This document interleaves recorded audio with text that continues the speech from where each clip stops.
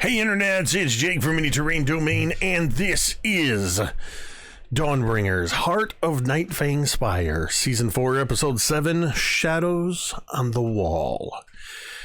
Welcome everybody, it is good to be back. We took a much needed bit of a time off last week, and but it is good to be back streaming this week and be back amongst our friends to continue in our adventure here. A couple of real quick announcements, then we'll get into the recap and into the game. First off, as you will already notice, Jeremy, who plays Talmud, is not able to be with us. He is with us in Ancestral Spirits. So we are going to continue on with his blessing. So hopefully I won't kill Talmud tonight. But real quick, the announcements are this. First, we have the domain dice. You look up above Dan and V in the corner there, and you're going to see the number 115 along with the 5 red domain dice that are showing up there.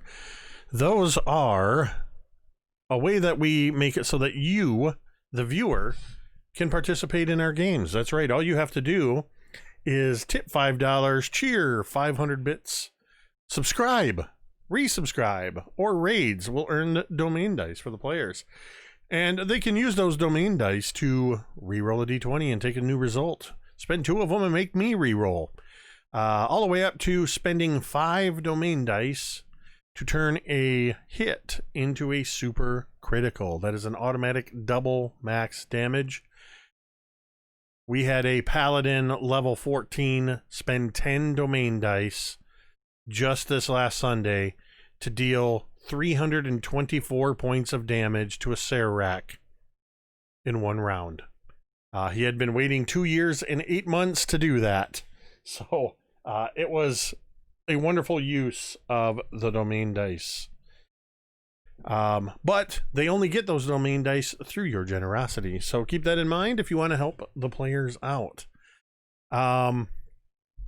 We have a couple of collection. It's a growing collection of logos and icons down along the bottom here. First and foremost, in the lower left-hand corner, hanging out below our Heart of Nightfang Spire mascot, Yesferatu, is Jasper's Game Day. Jasper's Game Day is an incredible organization dedicated to the education about awareness, raising awareness, and the elimination of suicide through tabletop gaming.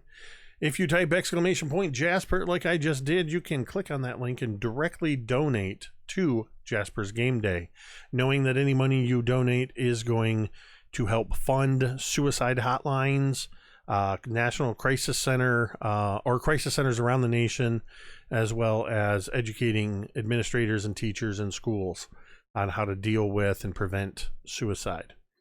A different way that you can participate and you can provide a little bit of fundraising and get something for yourself is through Metade Coffee. We have partnered with Initiative Coffee Company to bring you Metade roast coffee, a medium Brazilian and Peruvian roast coffee that I am unfortunately out of. I need to order some more.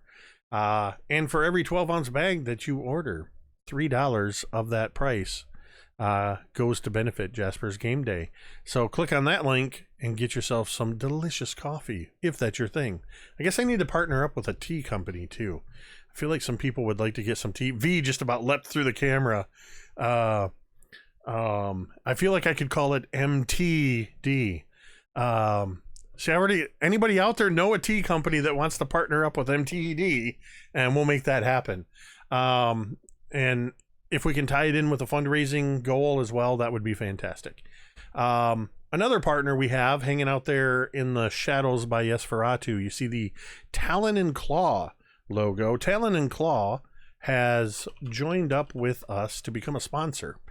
You can check out their incredible quality wooden gaming accessories. They do DM screens, they do dice vaults, they do trays. I believe he's got He's got wooden dice. He has a whole new line of Pride-based dice vaults that have this like Spectra plywood. So there's the general Pride rainbow, as well as multiple different Pride flags that will be represented that you can check out there. And I believe they're in just the last couple days of the Whiskey Barrel Dice Vault Kickstarter. So you can click on that last little icon or link there to check that out, get in on that. I'm excited for my vault to come in September. Shout out, of course, to D&D Beyond, granting us insider access. I run all of my D&D campaigns using multiple tabs of D&D Beyond, and you can mouse over the screen down at the bottom and see all of these characters, and see how they've built those characters, what races, classes, and everything else that they're doing. The final thing that I want to say is, of course, the most important thing, and that is this: you matter. No matter where you are in the world, no matter what is going on, and whether or not you believe it, your presence here on this earth makes a difference. But we get it. It's a tough world to find that realization in. There is a lot going on lately. 2020 is turning out to be one. I don't even need to say any more about what it is. We all know what it is, or we don't know what it is, and that's the problem. But as was saying, it can be tough, but there are avenues, there are resources available for you if you find yourself in a position where you need somebody to talk to. That is why you can come to Mini Terrain Domain anytime, 24 hours a day, 7 days a week, whether we are broadcasting or not. You can type !help in the chat, and a number of resources will pop up there. There is the United States, the National Suicide Lifeline, the Canadian Crisis Text Line, the Canadian Suicide Prevention Services, and a link that you can click on that will take you to resources for numbers all around the world. So be sure to check those out. They're also scrolling along the bottom of the screen throughout all of our streams as well. But I do want to at least read off that the National Suicide Lifeline, you can call 1-800-273-TALK. That's 1-800-273-8255. Or you can text 741-741. If you are a veteran of the armed forces or you are an active duty military, you can dial the number 1 after calling that number and be connected with a military specialized counselor. So please do not hesitate to use those resources. They are there for you. So with that, I believe I have covered all of the announcements, and it is time to play some Dungeons and Dragons. If I look confused or I seem to be staring off into space, I have a new setup here that's temporary. My camera is much lower than I like it, and I keep forgetting where it is. So, if I'm looking at the players on the Zoom window or the Twitch screen or OBS or whatever, that's why I seem to be staring off nowhere. So, the Dawnbringers have brought themselves into the Nightfang Spire. They fought and destroyed the monstrosity atop the tower called the Moon Calf. They found a long dead, recently but still long dead, young black dragon, looted what was left of its treasure, found an area where the dragon appeared to have used its acid breath to break into the tower and do some looting and destruction of its own on that first level. They also ran into a few vampire spawn, and after dealing with all of the vampire spawn, one of whom seemed to be a little stronger, they discovered, well, Fig and Cantriel in particular, they went through a narrow crack into a room that had the sarcophagi, the coffins that apparently belonged to those vampire spawn. They found a door. from which a powerful stench of death was coming, and opened that door into the horrors that awaited them on the other side. A very large room filled with dead and desecrated bodies. Bodies that had been long dead, bodies that had not been dead very long. And one person that appeared to just barely be clinging to life. They had essentially found the vampire's pantry. And they found a young woman by the name of Yesh, who they brought her, Yesha, not Yesh. I think that was it. Yesha, is that right? I'm trying to read V's expressions. Yesha, that's correct. I'm trying to read V's expressions. I don't know if she's reacting to what I'm saying or something else. You kept going, yes. I'm saying no. Oh. See, I gotta watch V tonight because she doesn't have Jeremy for the two of them to do their Brady Bunch antics. So it's V. Nope, that's not what I was gonna. No, it's unplugged. I don't know. You're gonna unplug me? Good luck. No, it's the opposite of that. V no limits. I don't know. Anyway, they found this young woman that was clinging to life, and they all worked together using their various healing magics, their knowledge.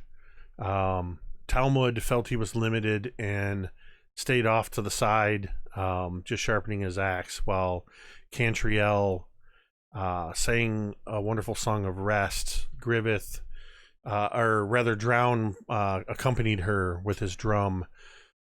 Griveth and Thorgarn and Fig used their various healing magics and medical knowledge to fuse her bones together and knit her flesh together and heal this young researcher who had been captured by vampires and brought in to perhaps be devoured at a later time.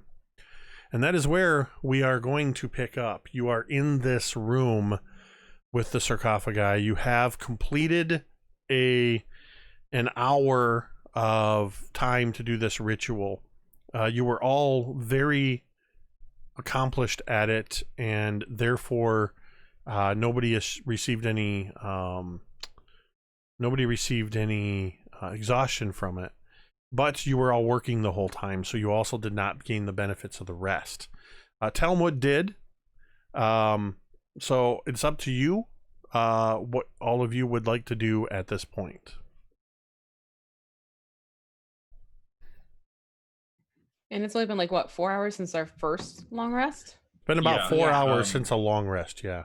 I mean, if people who tended to the injured woman need a rest, I don't really see what's stopping us from taking another hour, but that's, up to you guys.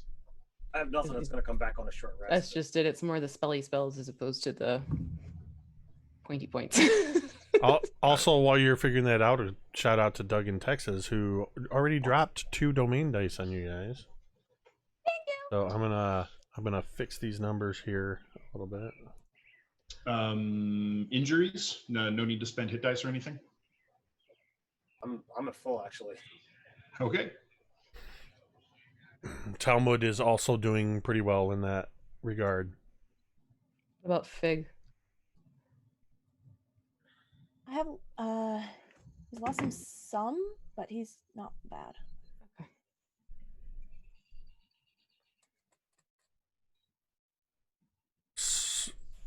All right, so now that we've actually fixed this woman, what are we doing with her? I thought you'd know. Yeah, I think we kind of ended on Talmud asking that question. Yeah, so it did. Thank you, Scotty. I'd actually forgotten that. It ended with, the session actually ended with Talmud leaning into Drown and saying, well, now that we, it's all great that we fixed her up, but what are we going to do with her now? So yeah, there's a little bit of that question hanging in the air. Well, it's not exactly a place where we can let her wander back home on her own, is it? Or we got in through the roof, so obviously She'll have it's to not find a just- place to hide or take the risk to come with us. But if she comes with us, she's nothing more than a liability. She will get in the way. You're not wrong. And probably die anyway. You're It not is wrong there. possible that I Well- would be able to create some sort of shelter for a small period of time. Now let's I- let's be fair and let's not try to spook the young woman. Well, you're a little past that. I can hear everything that you're saying. And considering where we found her, Drown. no offense, dear, but, you know, something tells me she's seen some horrors of the world already. Yeah, Drown just nods. I can take care of myself. If I leave you with a dagger, can you stab things? No. Oh, jeez. What? I mean, it's a fair question. She's saying she can defend herself. I don't have a problem with giving her a weapon. It's just we don't want her running off and expecting to live in this place. I think she should stay close, but not close enough to get attacked by whatever it is that we're fighting. I agree with Thorgarn. I think she needs our protection. Oh, there's a shocker. She can't defend herself against these vampires. by Remember what herself. happened last time you thought about you were defending some young lady? Just food for thought. if it's all the same to you, I would like I to was have going a to say say. in my own fate. I am capable of watching after myself. So yes to the dagger. I would not say no to a dagger. See? I'm obviously not as... I don't even know what the proper word is to use to describe all of you, but you're no ordinary adventurers. I can see that. But I can take care of myself. I've spent nearly 3 months in the wilderness researching, documenting, all by myself. It was an unfortunate incident that these vampires captured me and brought me here, but it was balanced out by the fates that you found me. And I can't believe that you would do what you just did for me, only to leave me to die. We're definitely not going to leave you to die.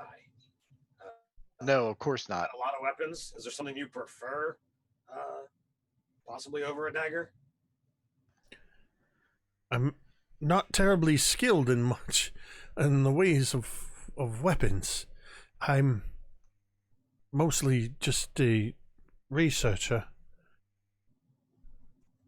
But I could document things. I could keep track of things you find until we can get out of here. You say you came through the top of a tower. Is that where we are? You don't know? The last thing I remember, I was captured and then I was in and out of it for I don't know how I see. long. I have no idea where we are right now. Yes, she could document our exploits. Not like that. Oh, good God. She just said.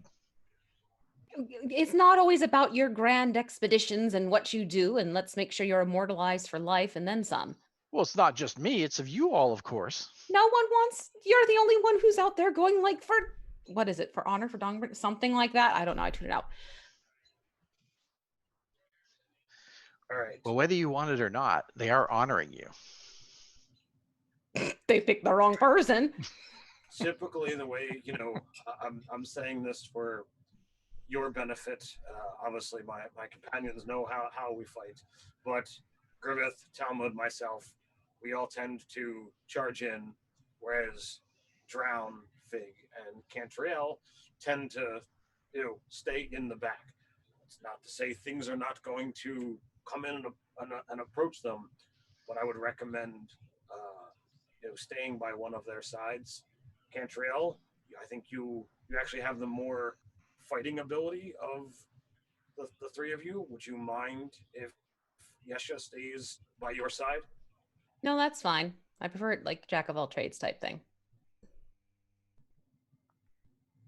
Yesha, does that sound fair? You couldn't have a dagger to defend yourself if need be, and if anything, needs attention, and anything you notice that we don't, and you want to point it out, anything you want to document, by all means, I am completely happy with that.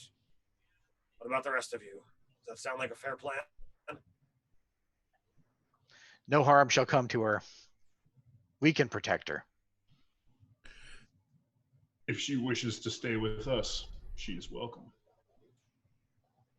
She does wish to stay with you. I don't even know where I am, so I would very much, at least until I can find a way out of here, we can figure out how I can get home. I will stay out of your way, and I will keep an account. We are hunting the vampire lord that rules this tower. Gulthias. So that is where we are headed. You're deliberately seeking out a vampire lord? Yeah, we kind of have to. Yes. You're welcome to come with us if you want. Or you can run away screaming. It's completely up to you. I guess I shall wait and see.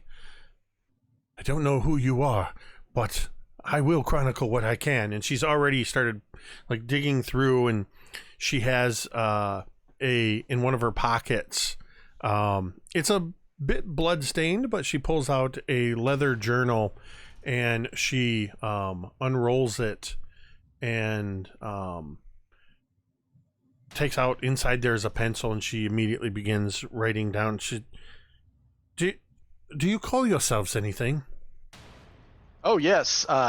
Griveth pops in the front of the group. We call And here we ourselves go. the Dawnbringers. The Dawnbringers? Don't say that Yes. you've heard of us. Don't tell him that. Don't. You're the Dawnbringers from Yes, we Blazingdale are. and Oakhurst. That is incredible. I cannot believe.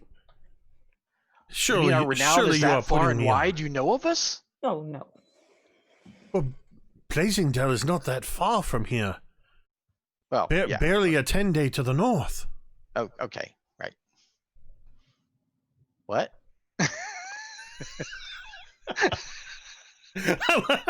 You're like, yeah, oh yeah, right. What? It's come full circle, friends. This is an Well- amazing heroic tale. Oh, God help us. Yes, it's wonderful. It's great. It's grand. All right, good. So you've heard of us before. We don't need to do introductions then, right? I kind of, when I was going through the battle tactics, I was kind of. No, I mean, pointing we to- don't have to go through the whole backstory. Well, I mean. I hope not. She's quickly writing something down, and she's looking at each of you in turn. And she looks at you, Thorgarn, and then over at Talmud, and she says, I am terribly sorry, but I am uncertain which of you is Thorgarn and which of you is Talmud. Talmud's the one without armor. That would make you Thorgarn, but there are 6 of you, and the tales only tell of 5 Dawnbringers. Well, that's Well. drown. We acquired a new one. Drown. And she begins writing that down. She's making notes, and she's lost in this notebook. She seems to just suddenly reverted back to whatever she was used to prior to the predicament that brought her here. Well, it is certain that the fates have brought us together this day. I will be excited to chronicle the adventures of the Dawnbringers. Hear that, Cantriel? She said fate. Fate. If you say that word one more time, you're going to regret it. You'll be saying a different 4-letter word, I promise. And they both start with the same letter, too. Perhaps we should begin moving on. Yes. Yes, I guess we should. Yes. So,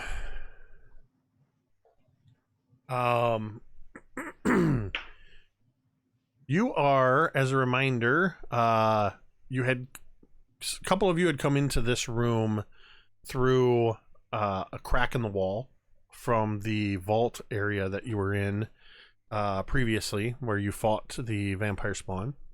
And then the rest of you sort of figured out that you could walk around the other way and end up at coming in through the door. So there is the door in the south of this room goes to the pantry that is full of dead bodies.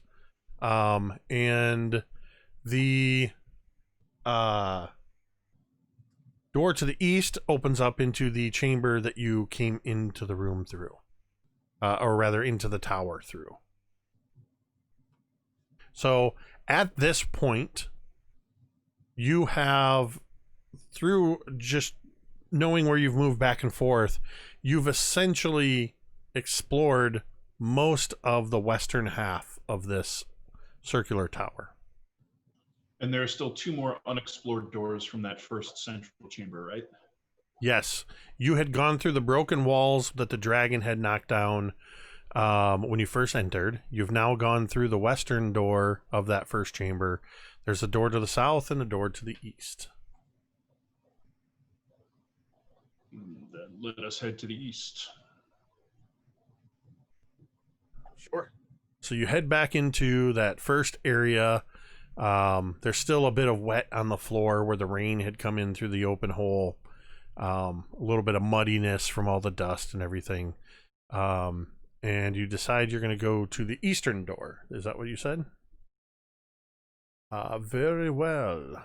You open the door to the east, and this room is comparatively smaller than the room that you just left. Both of the rooms. It's about half of the size of this area you dropped in through. It's about barely 10 feet wide and barely 20 feet long. But there are a couple of moldering stone sarcophagi standing, leaning against the wall. The carved stone lids on each of them have an elf-like humanoid with odd hints of reptilian characteristics. And the little bit of light that spills into this room from the open door, because by now the light you cast on whoever Cantriel would have gone out. Then is that you casting light again? Oh, I mean, it's a cantrip. Okay. Bang. I have Dawnbringer going too. Oh, that's right. Full You have blast. Dawnbringer sort of Yeah. Full blast. So as you illuminate the area with Dawnbringer, this room sort of fills up with this sunlight, and you can see a little bit of shadows created that sort of move from these 4 sarcophagi that are tucked into this room, and are creating shadows on the other side. But otherwise, there is nothing else in this area. There's no other doors, no other exits that you can see, just the 4 sarcophagi if you wanted to explore them. And all 4 of those are closed? Yes. All right. So, I kind of look to Cantriel and the Fig. Those look odd, right? Looking Yeah. at the symbology. Well, weird, yeah. Is that anything we need to worry about? I mean, we're here to hunt vampires. Vampires live in these kind of things. I don't want to leave foes behind. Well, let's just say if there's something still left inside, they might, find themselves back out again. So what I'm asking is, does that symbology mean anything to either of you? Can I do an investigation? Sure. Okay. I would Fig as say well, or no? I would say if you're going to check anything out about these, it would probably be, are you opening them or are you just looking closer at the engravings? Looking at the exterior and the engravings to see if there's anything. Well, especially because like if there's anything draconic and whatnot. Yeah, I would say then that's going to be a history check. Okay. Oh, that's not too bad. That's not too bad at all with an 18. They got a 28. That's even better. I love it. Just not shot. It's only a 28. Just a 28. No big Plus deal. 9. He's a little smarty pants. So these are definitely carvings. I mean, it's not uncommon to see sarcophagi have carvings of who might be inside. And these definitely, Cantriel, look like elven humanoids. The fact that they have slightly reptilian features about them, you sort of begin to recognize. But Fig, you have no doubt from your studies in your years spent in your the old wizards libraries that they are taking on draconic features. And it could, based on information you've already gleaned, this could be representative of the old cult of the dragon that worshipped the Chardalon and that Gulthias had formed.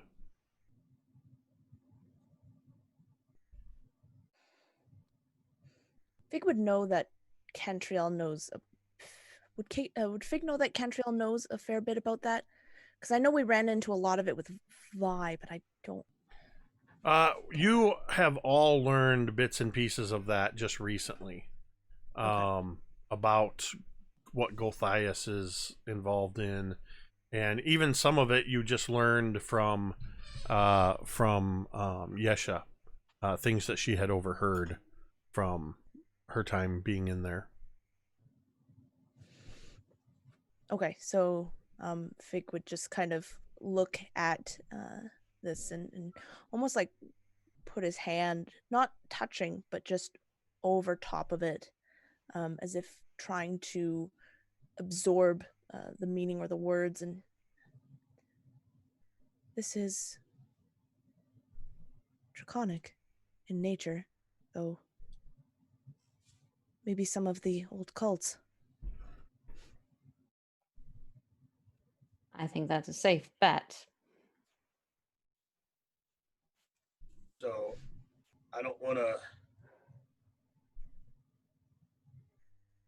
upset anyone, but we did say that at some point in time we have to go deal with some of that, right? Right. Is it worth popping these open and see whether there's any useful information or stuff? I mean, if it was something holy, that would be one thing. But if these things followed... If this is a matter of we're dealing with undead things living in sarcophagi, we're basically just opening up their rooms.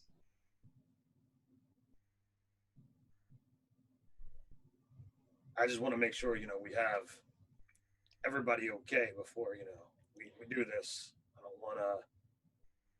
don't want to offend anybody, and I don't want to step out of bounds. Do you think there might be something useful in these tombs? There could be knowledge, there could be power, there could be both. There could be a foe in there that if we step out of this door and it wakes up, it's at our backs. That's more my concern. Well, if you would feel more comfortable clearing it to make sure there's nothing left behind us, then let's do so. All right. Griveth, Talmud, let's move in. I think if there's going to be problems, I kind of lean back towards the door, gesturing to the three of you. I pull out the hammer and get ready to shove. The three of us could kind of creep in and prepare to open the sarcophagi at the same time, and the rest could stand back at a safe distance. And maybe we can get the drop on it if there's something inside that the room is small enough you wouldn't all be able to get in that close. You would Can easily we be all able. scoot down like a line? Are you talking about opening one at a So- time, or all of you opening a different? Like all of us, the three of us fighters, just rip them open at the same time and attack whatever's inside, or be ready to Oh, attack. yes, Jake, open one at a time. Okay, because I feel like Scotty's saying each of you open one. Yeah, it sounds Yeah, I'm like saying all at I'm the same saying the time. three of us open at the same time and be ready to attack if something jumps out. But wouldn't you want to do one at a time and see what we're fighting first, and then? Yep, that's my Well, way. that's a good. Yeah, we could do that. I'm just thinking, know the enemy before we go. Hi, it's a party. But it is what I'm thinking is it's possible we could get the drop on it. Like we could rip the lid open and then attack immediately. something. Talmud's already sort of smacking Nudging it. Gerta in his hand, and he's just like, I He's feel like- Talmud would like this idea. the longer we stand here talking about it, there's a good chance whatever's in there already knows we're going to open the door. Let's Very just good open point, my it and friend. smash it in the face. All right, show. There we go. All right. I can help, and she'll like have her bow drawn and ready. Oh yeah, you guys could. You don't have to Well, be right. Thor- Like Thorgarn just said shove, so he just opened the sarcophagus, and as soon as you move the door, something at the bottom shifts. There's a shadow that adjusts or moves as the lid slides to the side and Dawnbringer's light casts inside, and you see a sudden illumination as several coins and gems spill out of the bottom. no body. Nobody. Nobody. Nobody knows. Well, Talmud's like, well, that was a bit anticlimactic. Sorry, you're my saying friend. that about money, and you're saying that about jewels. You of all. he says that as he's crouching down, starting to pick up platinum and gold I was coins. gonna say that's so not. I'll be like, ooh. He picks up a gemstone and sort of holds it up to the light of Dawnbringer.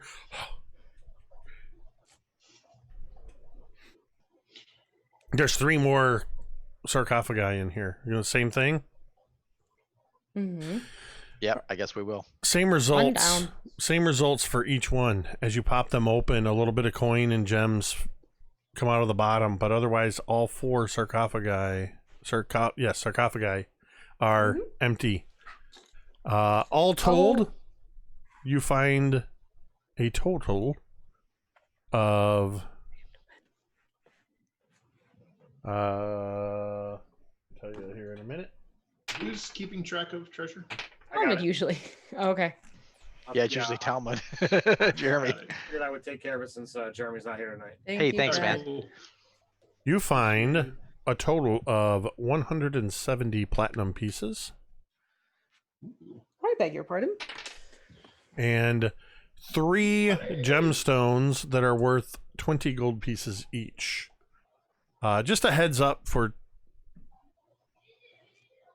All right. Maybe not. Apparently the... I spoke too soon about how well the signal was doing because we are redlining on the stream for some reason. For some reason, the stream health is doing really poorly, even though Twitch says it's excellent.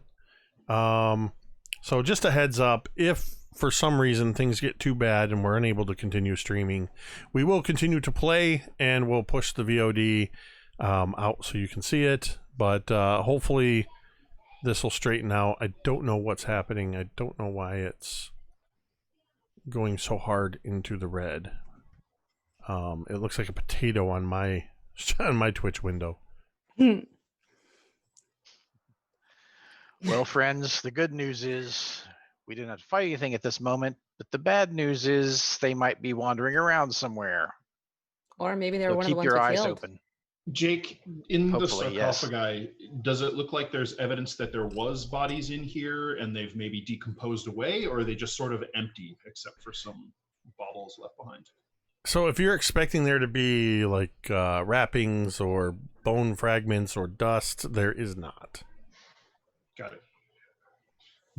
but it was How just many- just the few gems and coins. Mm-hmm. Any of the vampire spawn that we fought, were any of them elvish, and did they display any sort of draconic or reptilian features? The 6 vampire spawn that you dealt with all appeared to be primarily human. All right, and there's no other markings or writings or inscription or anything like that on these? I'm sorry, say that again? There's no other markings or writing on any of these? No, there's no writing. All right. Well, to the south then. Wait.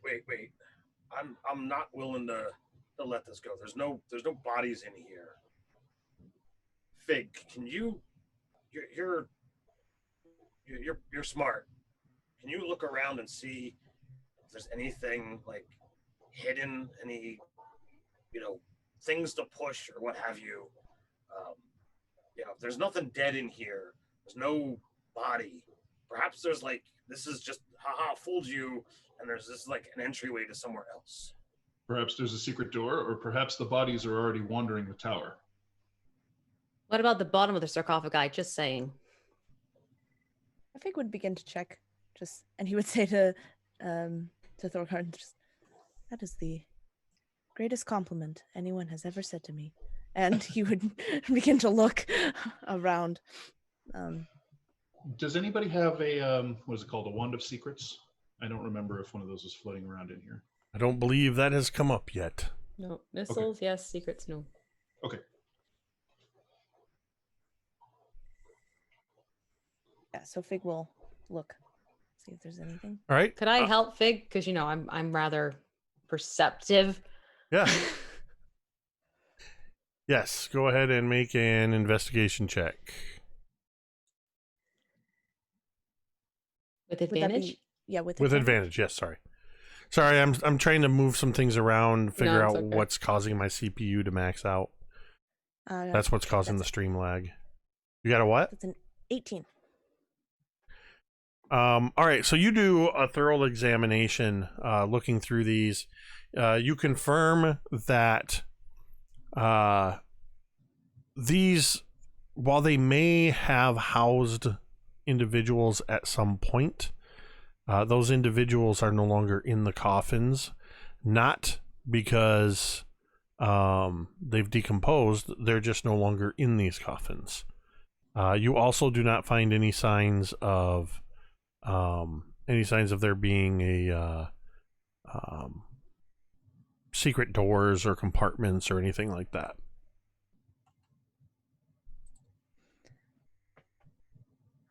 I do not detect any mechanical way of opening anything secret. And it appears those occupants who were once in the coffin have now left. Well, it confirms that there was at least something there. That's something, but I was really hoping for there to be more to this. And I looked at Talmud. Yes, the coins are good, but we need information. We need to know what it is that we're going to be up against, and any history, any lore about this damn dragon is going to be helpful. And when it's freaking right here, Jake, quick question. Yes. I have that book that I got from the Citadel, all about the dragon. That's right. You Yeah. did I get a kept it. book.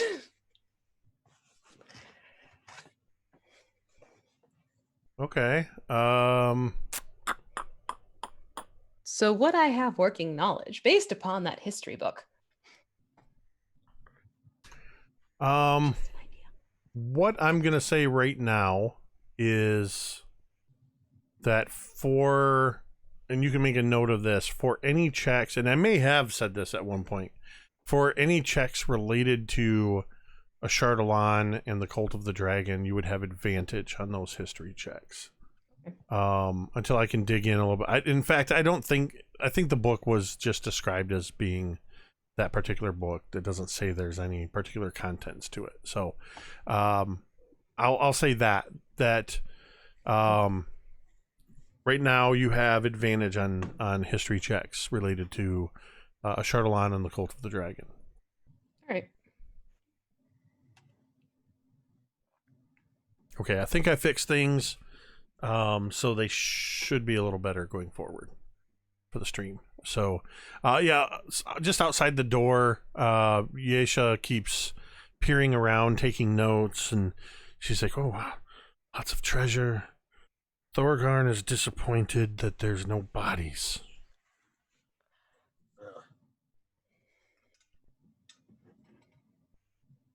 All right, so Do we open the door then? I guess so. All right, we head back out into the south. All right. You open the southern door. Who opens the southern door, I should say?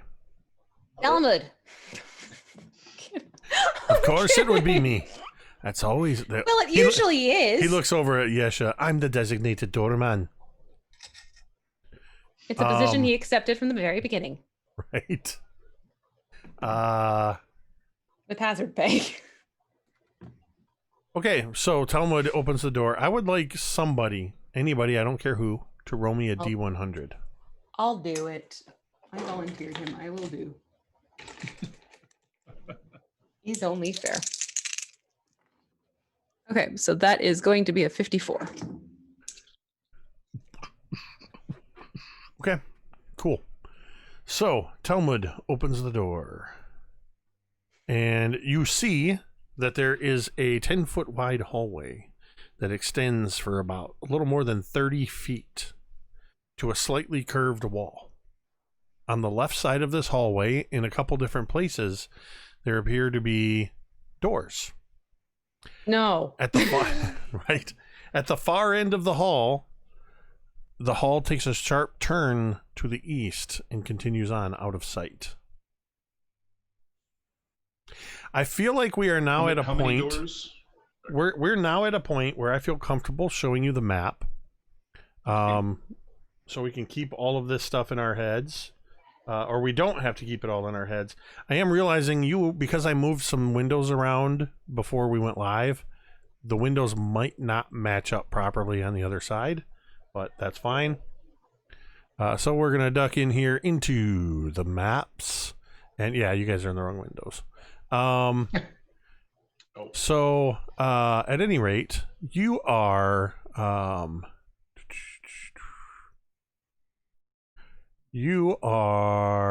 here.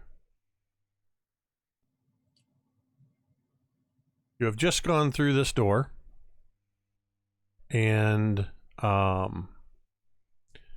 so there is a door. Actually, I can use this arrow to point. There's a door here, and there's a door here. You have just come through this door. Okay, so there's two doors on our left. That continues to the left. Okay. Yep. Well, I mean, we're going with the idea of not leaving things behind us, so I would imagine we would stop at that first door, and I don't know if we're a listen at the door or just kick it in kind of thing. I think most likely we've been just kicking it in, right? Yes, but then make sure we look up at the ceiling. No splorches. I'm just I don't think saying. it's going to be a sports kind of dungeon. You never know. Talmud's already reaching for the door, and then as Thorgarn says something, he sort of looks back at him and kind of listens at the door. If somebody wants, they can make a perception check for Thorgarn, or for Talmud, I mean. Well, that is a natural 20. Talmud has a... I'm Okay. going to say a 4. Yeah, it's a 24 then. So Talmud is listening at the door, and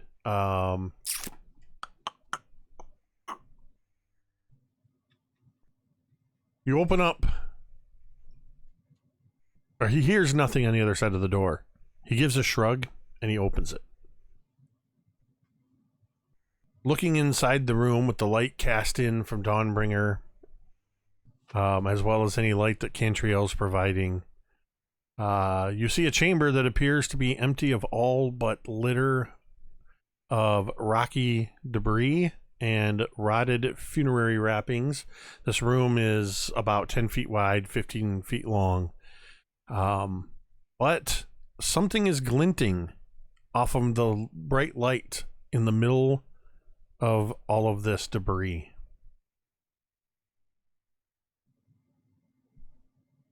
Well, if Talmud doesn't immediately go forward, I will. All right. Roll me a d6. A D6. That would be a 3, sir. You find as you get closer, you see something silver shining through, and it looks like a goblet. Do you pull it out? I do. You have found a silver goblet that has sort of engraved into it and attached to it is a winged dragon. Its wings splaying out to the sides a little bit. This goblet looks to be worth 245 gold pieces. It's a very nice goblet. Talmud starts kicking at the debris a little bit, looking for anything else, but finds nothing. So, Cantriel, I hold up the goblet. Yes. Is that our guy, or is that just another one of those draconic beasties? I'll take a closer look.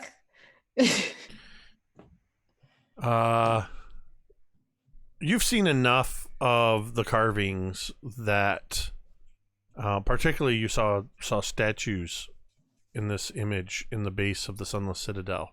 This is a carving of a Chardalon, or an engraving.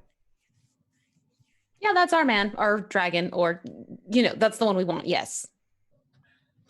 Jake, it depicts a red dragon, is that right?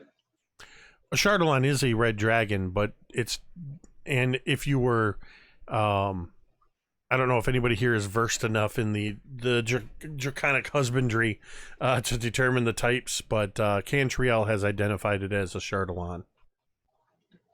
Just so I have the image of what is engraved on the cover. Yeah, it's the entire red dragon. Yes, the entire thing is made of silver. Got it. Friends, if this is our enemy, this looks like it has some value. But I have an idea that I would like to do that is more beneficial than a little bit of coin, but it will require repurposing this. Does anyone have a problem with that? Considering what's at the ship, I'm totally fine with this. Not at all. Thank you, my friends.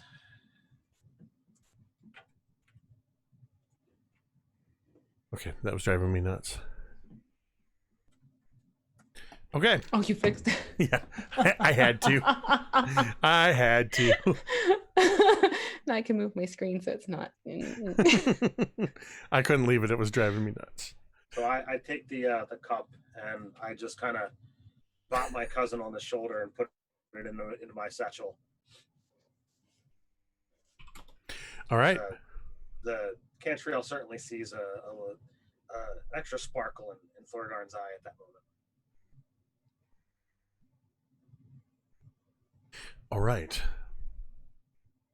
Otherwise, so, presumably that we're going to move down to the next door, which is closed, right, Jake? There's a closed door. It's not like an open doorway. Correct. Right. So Drown is going to move past it and just go up to the corner and peek around to see if he can see anything going on down that hallway before we start messing with this other door. All right. Give me a stealth check.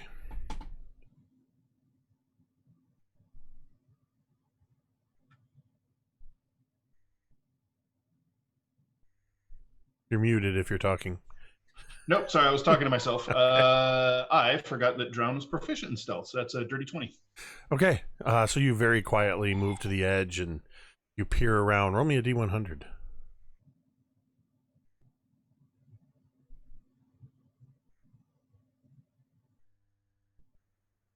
Six. Okay. Can we use those to reroll, like, percentile dice? I thought it was just for D20 rolls. I say it as D20 roll, but you could. We've allowed it to basically be any die roll. We've used it for damage in the past. Oh, good to know. No, I mean, I don't know what it means, so I'm fine with a 6. I'm like, yeah. I mean, I haven't said what you're rolling for. If you want to roll and risk that a 6 is bad. No, just V was indicating what I believe to be domain dice, which I think, standard response for rolling single-digit numbers. But I get it. Yeah, knee-jerk reaction at this point. Okay, so you look around the corner, and you do not see anything except for another, the hallway that you see there that looks like it carries on for about 40 feet in a curve before continuing to the north. Midway along the way, there is another door.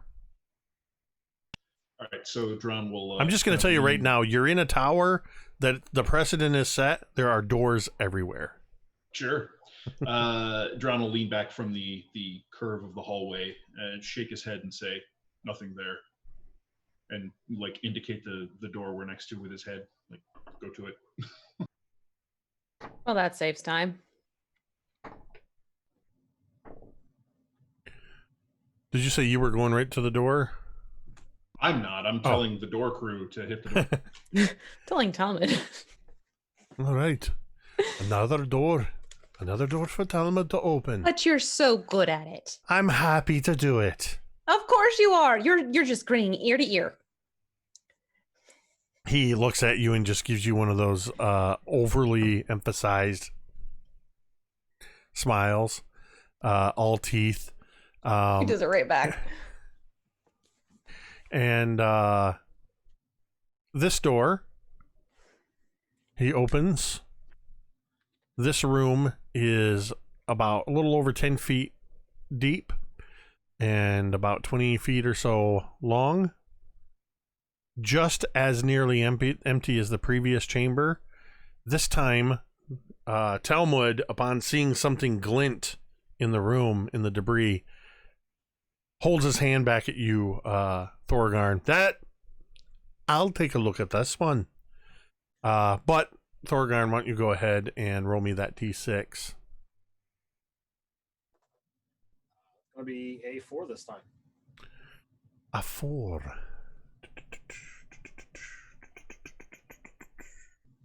That is going to be...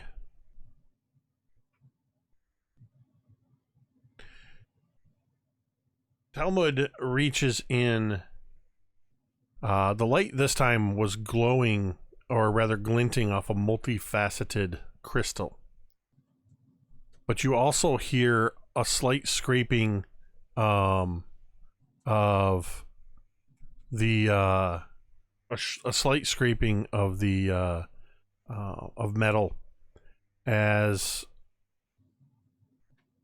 he turns it around, and you see that this crystal is on the hilt of a dagger.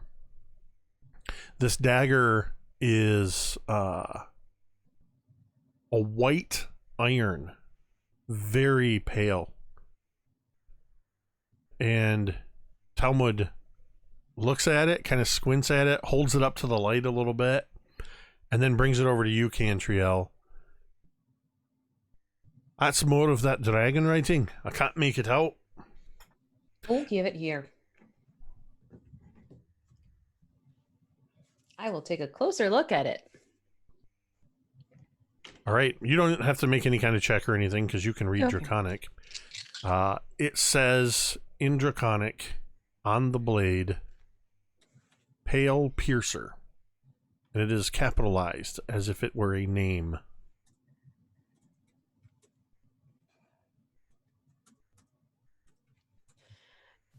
Oh, there's a direction I was going to go, but I'm going to behave myself. It says Pale Piercer. As in, like, Talmud goes, aha. Nope, not going to say it. Good, because I didn't either. Look, we're maturing.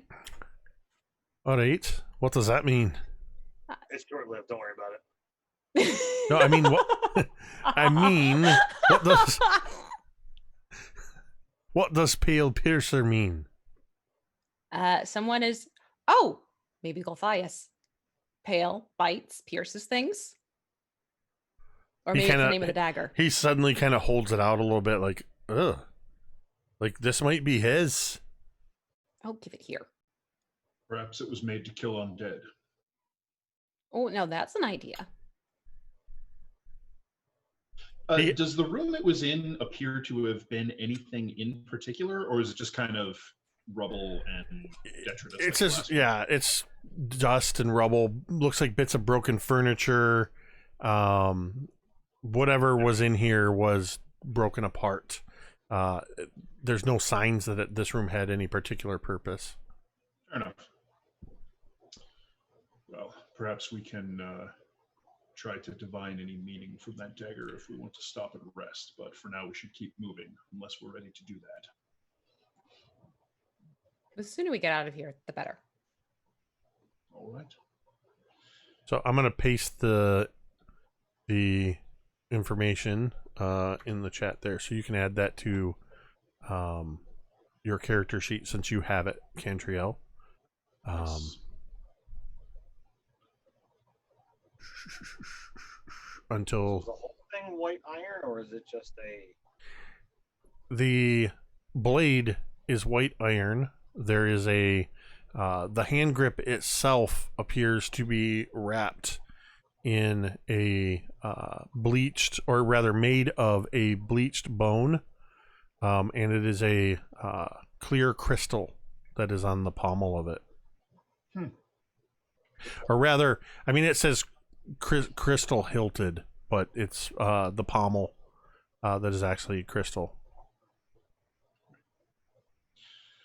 All right, moving on to the next door. So I believe the next is the wraparound, right? There's only 2 doors on the left there.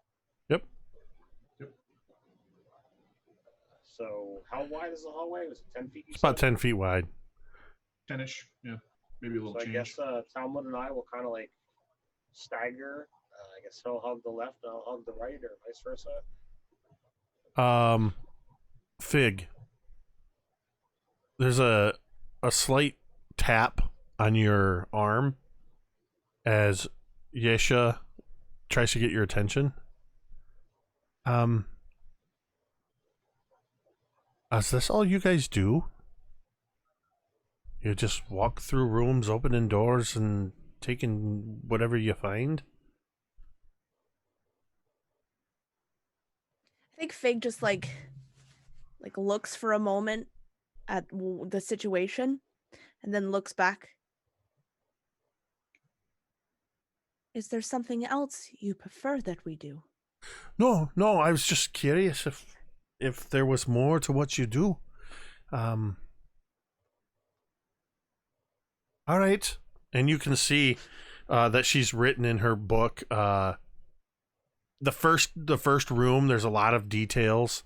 The second room is a few more details about what they found. The third room, it's like another door, another treasure. And then the last note that you see that she's written is heading for yet another door. Do not worry. If there are other people or villagers here, we will be sure to get them angry. And then you will have something more to write about. Oh, that sounds exciting. All right, so Thorgarn and Talmud are leading the way yet again. Talmud, stopping outside this door, just looks at Thorgarn. Shall I? Or would you like to do one? Sure, I'll take a listen. All right, perception check. Yeah, so I'm super good at this.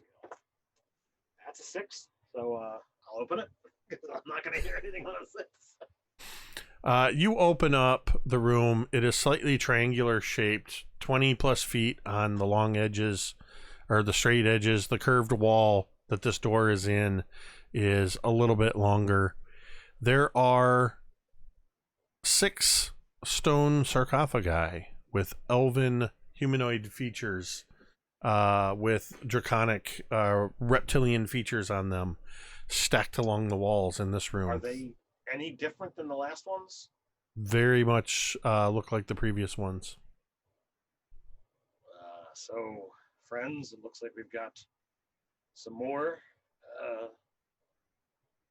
things like we encountered before. Do we go with the same plan? We should keep a tally of how many sarcophagus there are, so that we know, perhaps, how many foes we might have to deal with. Oh, there was 3 there, and what did you say, 6 here?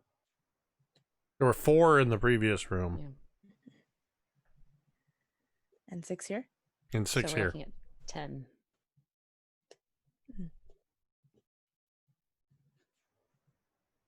All right, same battle plan. Same battle plan.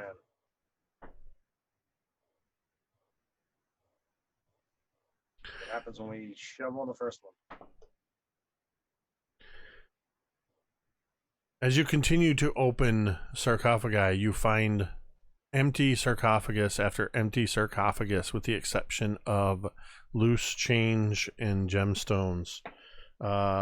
You find another 70 platinum pieces. Or sorry, 130, not 70. And you find 6 gemstones worth 20 gold pieces each. But none of these show any signs different than what you've already seen from the sarcophagi.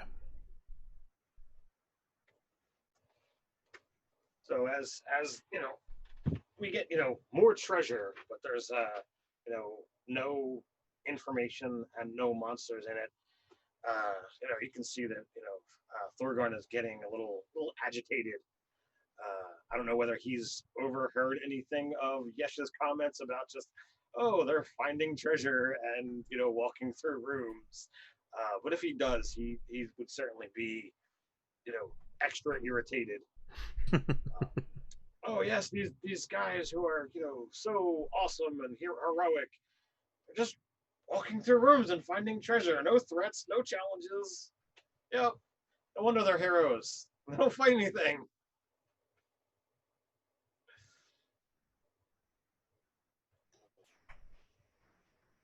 Well, all right. After nothing jumps out and tries to murder us, Drown will kind of peek around the next bend, see what the rest of the hallway looks like. You see a hallway that is about, looks like it's even longer than the hallway you are coming from. It's easily 60 feet or more across to the other side. Are there any doors along that road? There are 3 doors on the left and 1 door on the right. Let's take care of the right one. The first door on the left is the closest. Then there's 2 doors in the middle, one on the west, one on the east, and then one all the way at the far end on the west.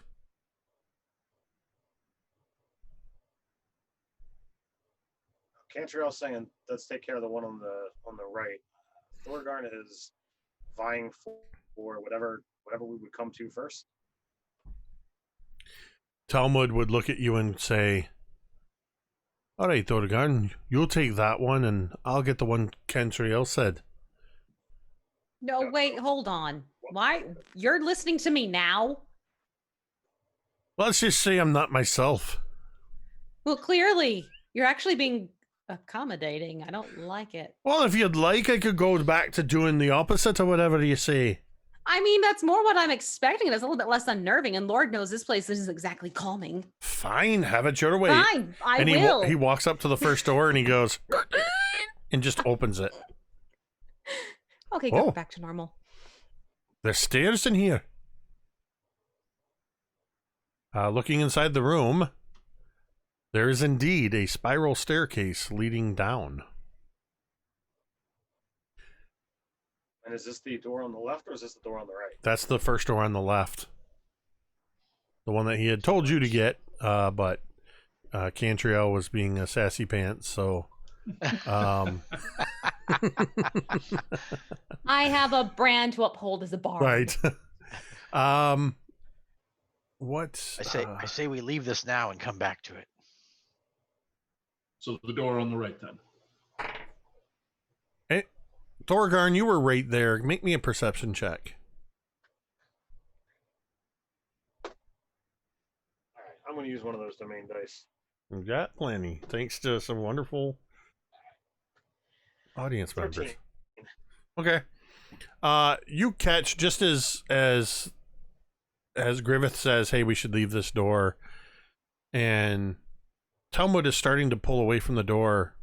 As he moves, more of the light from Dawnbringer comes into this room, and you see on the floor at the top of the stairs that there is, in the floor tiles, there is a what looks like it was once engraved in the stonework, the head of a dragon, but that has been sort of broken apart by a more recent marking that somebody has chiseled a symbol of a tree into the floor. Hey, Cantriel, can you make this out? Oh, let's see. Just some reasonable deduction. We have probably what was a Chardalon, maybe. The concerning part is that they put a tree in its place. And we all know what tree we've had to deal with in history recently for us. Yes, exactly. Planter of trees. I'm wondering if this is an analogical bias. There was a connection between the two before. Griveth, I would actually say that as you look in, and this is pointed out, though not as ominous, or you can interpret it as ominous as you want, very much you see a flash, not at all unlike when in The Lord of the Rings, when they see the Eye of Sauron. You see a brilliant light, and you see the silhouette of the Gothias tree, and that shape that's burned into the back of your mind just in a quick flash. It's exactly the shape that is carved into the floor.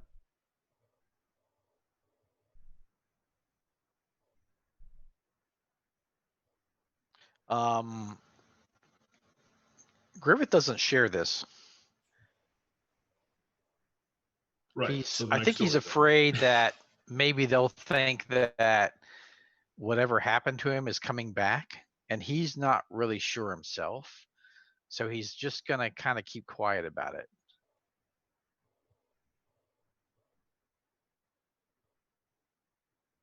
All right.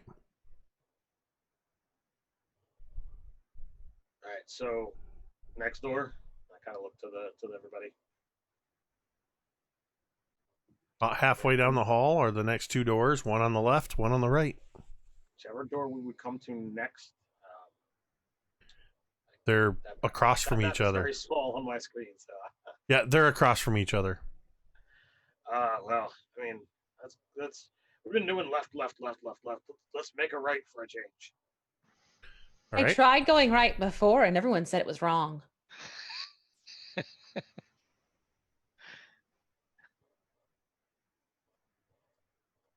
Are you opening it?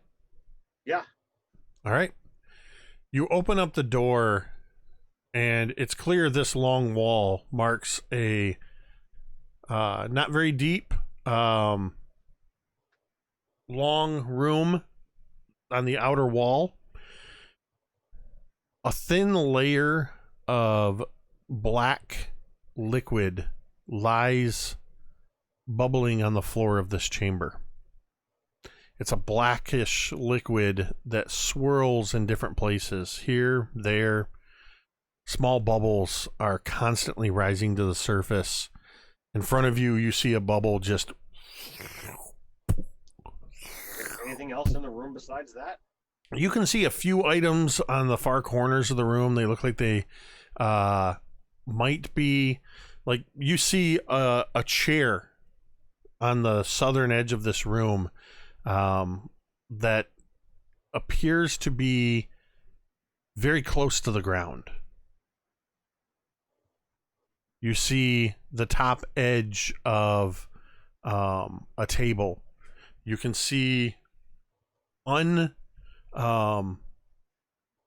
touched on the northern wall a suit of armor, decorative, leaning against the wall.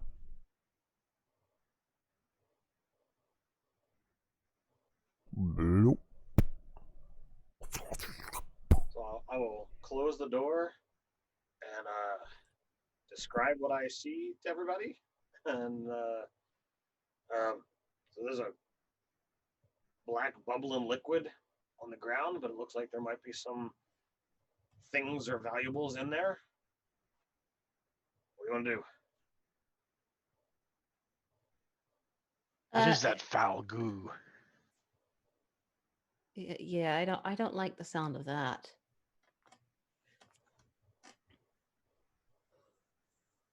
What type of valuable things?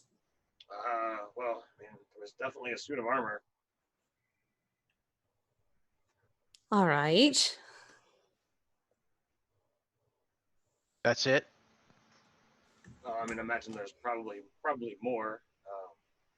There's, you know, there's a chair, there's a table, and whatnot. But I don't know. I'm willing to move on, but you know. Griveth says, "Wait, I have an idea." So Griveth opens the door, and he holds Dawnbringer down and kind of touches the black goo with it. Does anything happen?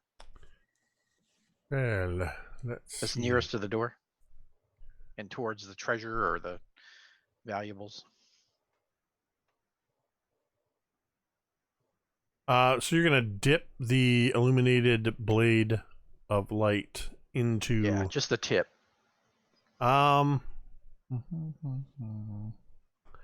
It hisses as the light touches it, as if heat is touching liquid. And where you touch it, the liquid seems to cause a ripple to go through the entirety of the room, outward from where you touched it. And it has a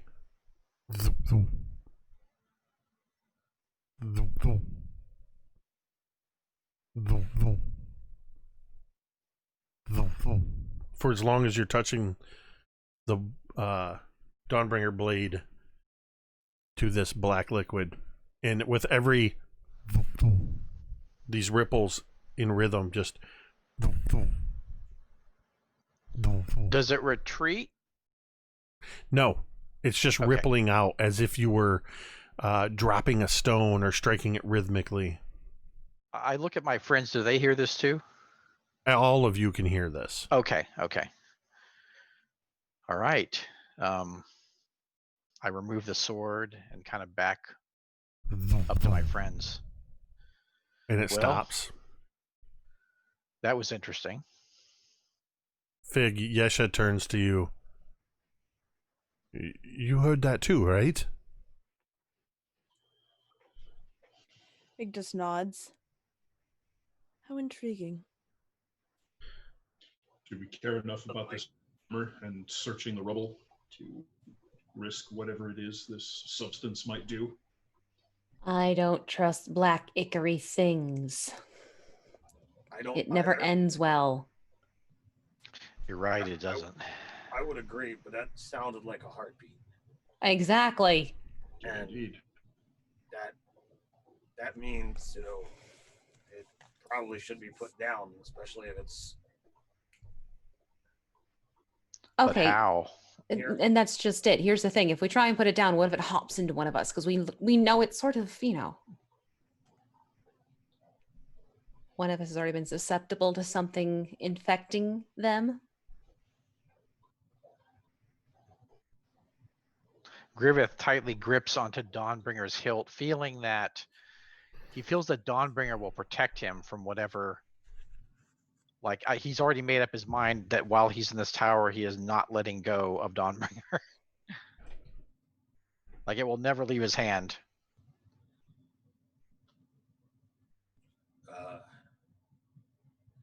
Or I should say she. That is, I mean, I'm going to leave it up to all of you. I'm all for stepping in and dealing with this before we move on, but I'm not gonna force the issue. All right then.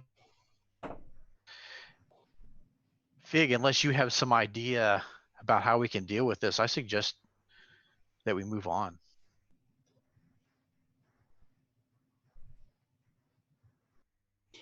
I mean, does it look like we can step around the goop to get to the armor? No, the entire room is, the floor of this entire room is this goop.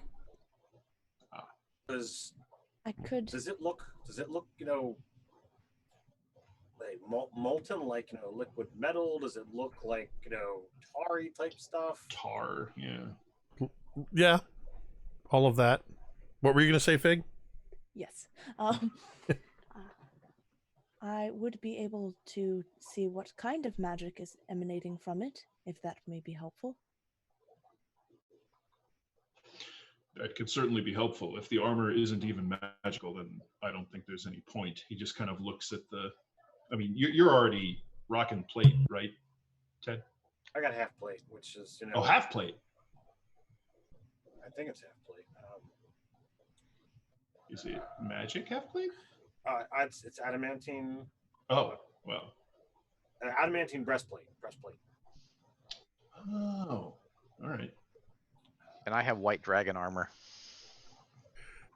Okay, so I mean, are either of you interested in upgrading to heavy armor, or not worried about it?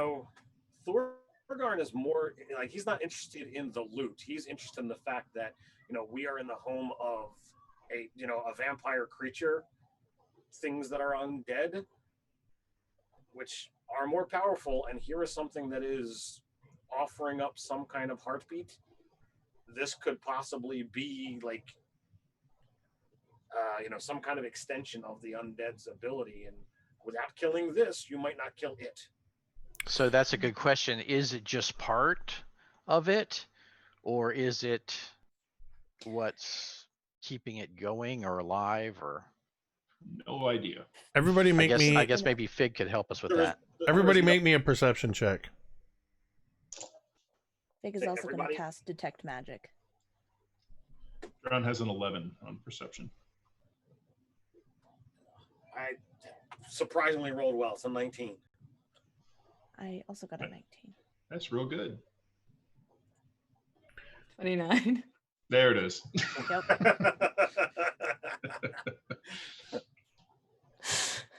I'm trying to find it. I mean, to be fair, I rolled a 19 and I have to add my... All right, what did Griveth get?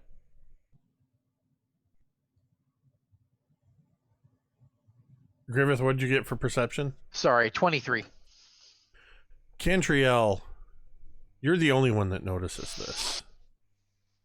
And it's sort of at the last moment. So you will have an opportunity to do something. As you've all been discussing this, and Fig is just beginning to cast or completes the casting of the Detect Magic. And you just, Fig, begin to pick up on the fact that this suit of armor is non-magical. Nothing magical seems to be coming from this room at all. Cantriel, you notice that Yesha has gotten really close to the door frame, is crouching down low. She's sort of balancing her journal on one knee and is slowly, as if transfixed, is reaching out towards the black goo. Oh no, I grab her and I pull her back bodily by the nape of her shirt. That's a no. You yank her back and she as she sort of kind of just is jerked back. It takes her a second, and she almost looks bewildered as she looks at you. What? Oh.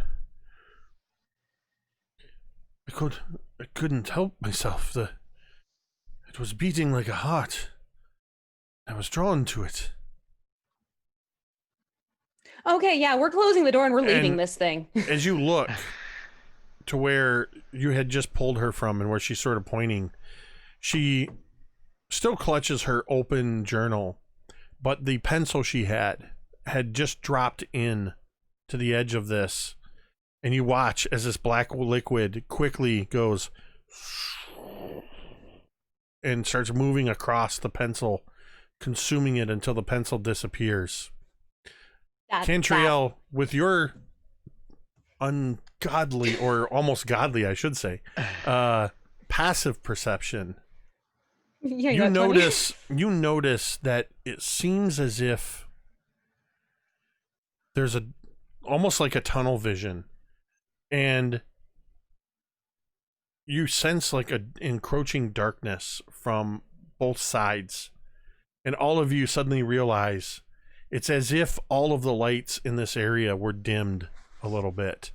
The far ends of the hallway seem to be cloaked in shadow. And that is where we're going to take our break. Oh, fun. All right. So thank you to everybody who's tuned in so far. Of course, thank you to the amazing people who have subscribed, resubscribed, given bits, contributing to the pool of domain dice. We do greatly appreciate that. And also, thank you for your patience. I don't know what is going on, why lately this thing keeps dropping frames like crazy. But I do appreciate your patience as we deal with occasional buffering on the stream. We're going to go ahead and take a short rest. We take about a 10-minute break. Use this opportunity to refresh your snacks, do what you got to do, and maybe get a few extra torches and light sources as we prepare to see what's going on with the encroaching darkness when we return in just a few moments.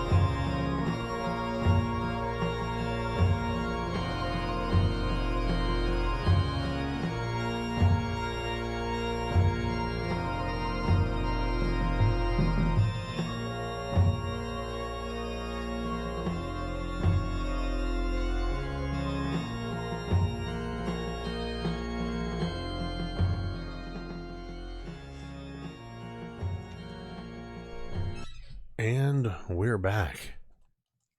As the shadows begin closing in from either end of this hallway, the darkness seeming to dim even the reach of Dawnbringer at a first glance. And then you realize it's just that Dawnbringer is the only source of illumination now in this immediate area, the brightest, I should say. And you can no longer even see into the darkness at the ends of either side of this hallway. And as the darkness begins closing in, you all see and hear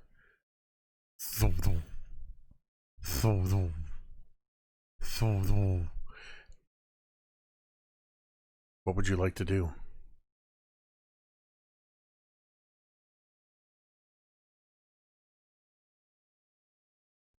Right. So we can see that darkness is closing in, but nothing else concrete or particular? No. Can Fig see anything with his detect magic? You cannot. I'm gonna throw a Forge Feign at the darkness. If there's something in closing in, I'm just gonna wing it and see if there's actually a physical thing there. Which darkness are you attacking? The darkness to the north or the darkness to the south? I'm going to attack the darkness to the south. All right. Make an attack roll at disadvantage.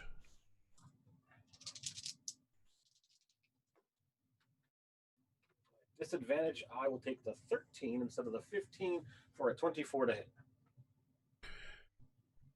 Forge Feign goes flying through the air and disappears into darkness for a moment, and then comes flying back. Go ahead and roll damage.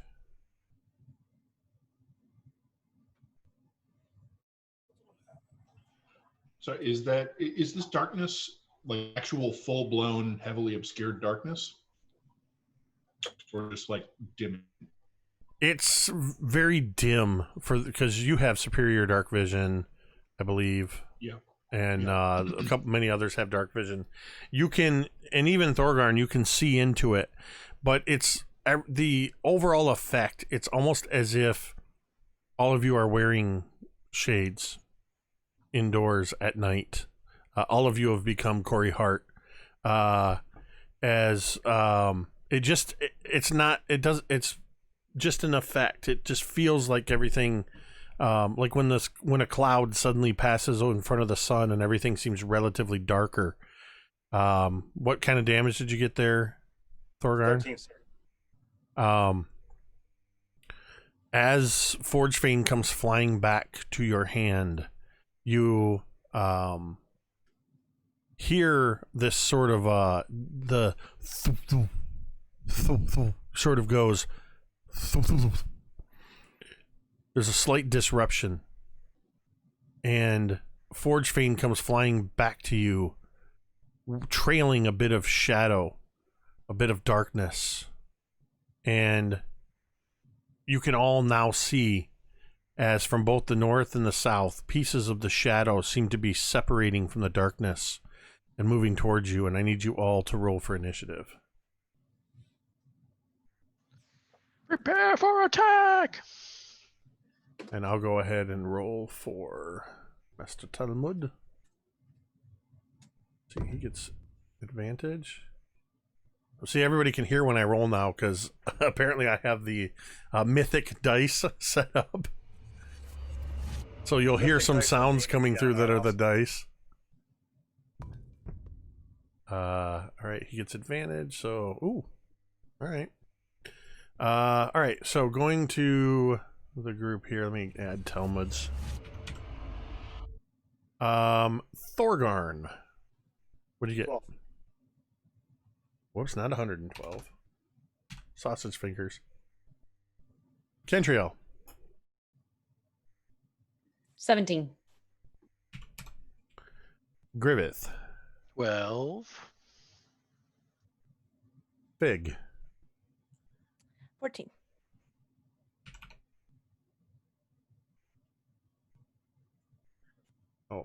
I accidentally left Ida in here. I forgot to hide her. Drown. 20. All right. And then I need to roll.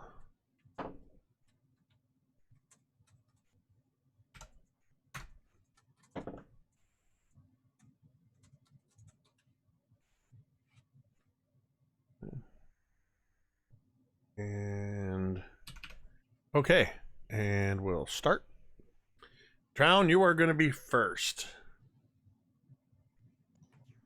All right. How many of these shards of darkness are slipping off and coming toward us? 3 in either direction. Can I tell which one of them Thorgarn just tagged with Forge Fang? You can. It's one that seems to be sort of in the middle of the hallway to the south.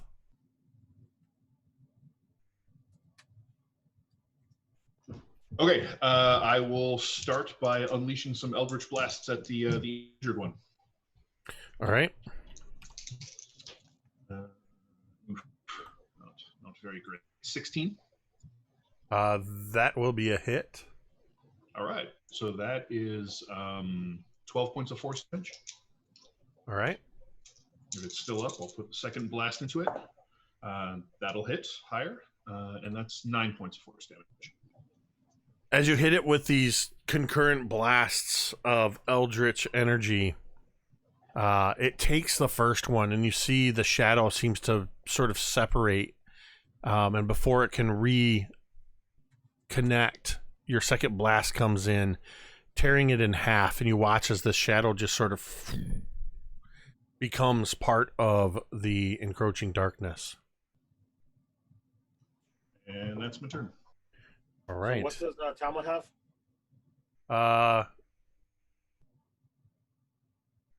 Talmud got a 16. Cantriel is going to be next in the order. All right. She's gonna be looking at these things and narrowing her eyes, and I'm gonna use Hunter's Sense to see if I can ever better feel for what these things are in terms of what might start actually doing some damage and whatnot. And what does Hunter Sense do? It uses one action, chooses one creature you can see within 60 feet, so one of the shadowies. Immediately learn whether the creature has any damage immunities, resistances, or vulnerabilities, and what they are if the creature is not hidden from divination magic. So basically what their immunities, resistances, and vulnerabilities are. Oh, so just everything. Reindeer. Right. Resistances and immunities. And vulnerabilities. And vulnerabilities. All right. So these creatures are... Why is that not showing up? I love the encounter builder, and I hate the encounter builder. Because it makes so many things simple, but when there's multiple things, you have to do a lot of manual work. Which I tried to do while you were describing your attacks, and then you're like, okay, now I need you to read me off all their stuff. Sorry. Nope, you're fine. You're fine. Vulnerabilities, resistances, and immunities. Mm-hmm. These shadow creatures,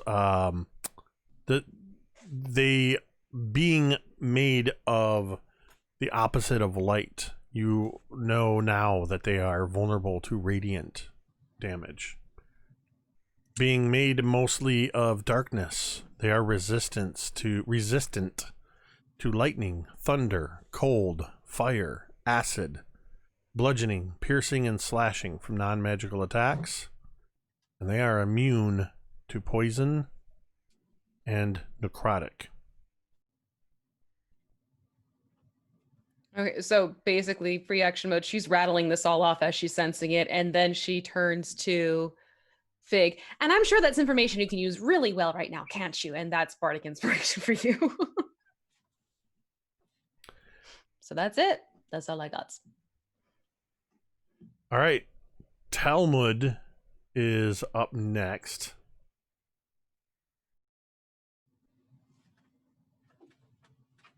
Talmud, as we discussed, sort of holds back on his rage, waiting to see if he's going to need to do that. And he generally attacks. He's been attacking lately with Ghost Cleaver, yes? Yeah. So he's going to move in the same direction that... actually, I think Talmud would probably move to the north side, seeing that Drown and Talmud have already sort of hit on the south side.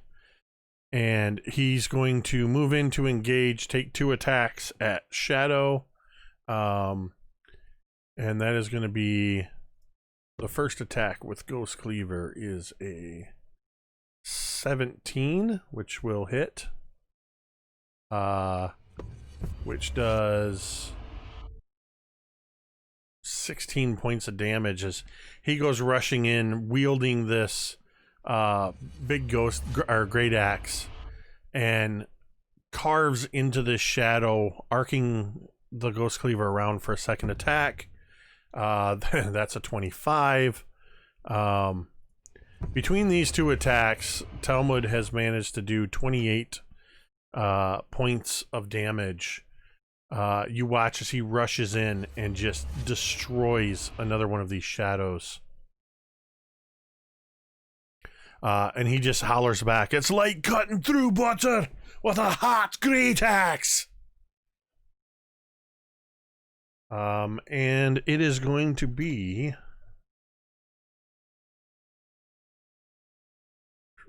Fig, you are up. So if it can't differentiate these things, correct? Like how many of them there are? These darkness things? You don't have dark vision, correct? No. I mean, the darkness was more of a flavor thing. It wasn't really a mechanical disadvantage.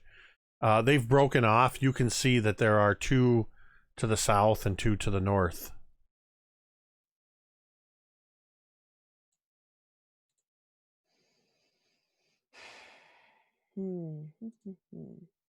Yeah, when you were listing off all the resistances, I'm like, yep, that's can't that spell, that's that spell.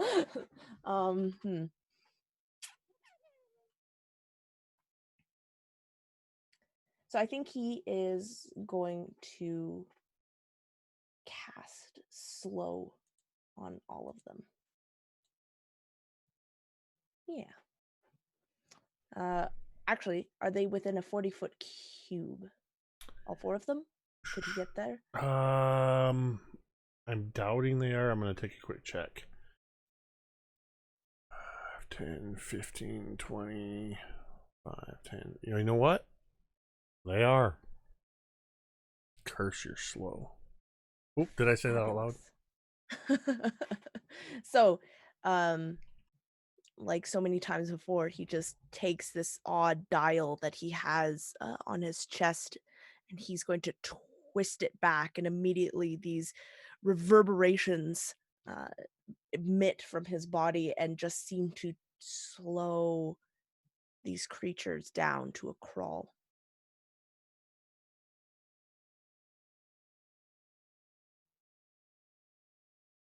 They get a saving throw, right? That's right. Yep. Yeah. Wisdom. Okay. 2 to the north, 2 to the south. What do they got for wisdom? Wonderful. That is a 17. That is an 8. South. 19. 3.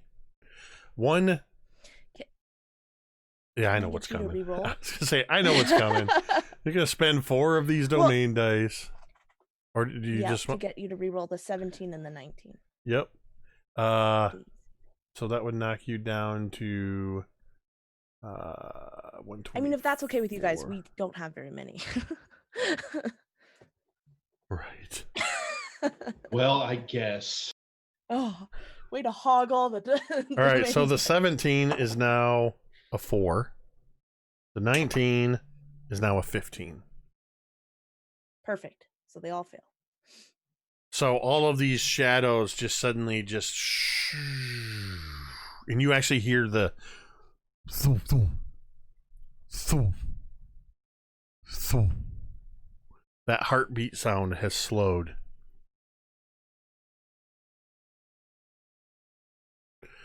All right. That's your turn, Fig? Yes.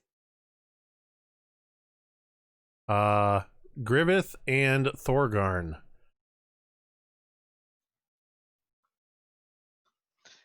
You want to go first, Thorgarn, or you want me to? I'm used to going last, so I give it to you, sir. Okay. I'll take it. Okay, so Griveth sees these things emerging from the darkness, and it's almost like a dream that he's been trying to forget. Like, it's kind of in the back of his psyche, and he's managed to purge this, but it's still this darkness. And he sees these things come out of the darkness, and he's like, he lunges forward with Dawnbringer, and he's going to take his rage out, his frustration, his embarrassment, his the feeling that he wasn't in control out on these things, because these things made him go against his friends. These things were dangerous to his friends, and that has just enraged Griveth, and he is lunging forward with Dawnbringer and to attack. I'm sorry, I guess I'd be attacking the ones to the north. Okay. Yeah. Yep, there's I'm two of them. also trying to interpose myself between them and Yisha so that they can't get past me to get to her. Yisha is sort of near Fig, kind of in the middle of the fray. At this point, Gotcha. Thorgarn and Drown have sort of moved a couple steps to the south. Cantriel and Fig and Yesha are staying sort of in the middle so far, and you are breaking off to move to the north. You're gonna have to move about 15 feet to fully engage them, and you do so. All right, so bringing Dawnbringer to bear, which is magical and sunlight, on which our knowledgeable bard has informed us. So that is a 27 to hit. Yeah. Youch. Okay. Yep. And I'm doing radiant damage.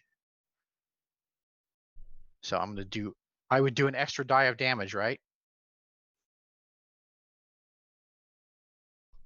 Why? Because, would I? I'm asking. Well, as a paladin, don't you get damage bonuses versus undead?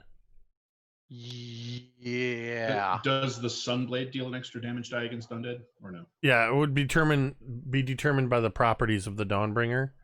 The radiant vulnerability is just going to cause it to take double damage. Oh, I see. Okay. Okay, gotcha. I'm sorry. Okay. So I did 18 damage with Dawnbringer.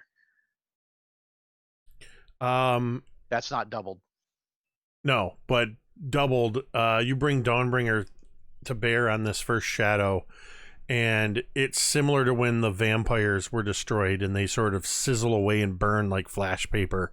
This thing just has no chance of standing up to, and you again, even though it's slowed, you hear that thump, thump, thump, thump, thump. And Grimace thinking, make it stop! Make it stop! So he attacks again. All right. Oh, shoot. Now that is a crit hit. All right. What is your max damage?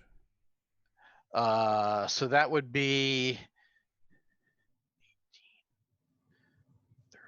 34. For your max damage? Yeah. Oh, yeah. You don't even need to roll extra because it's radiant.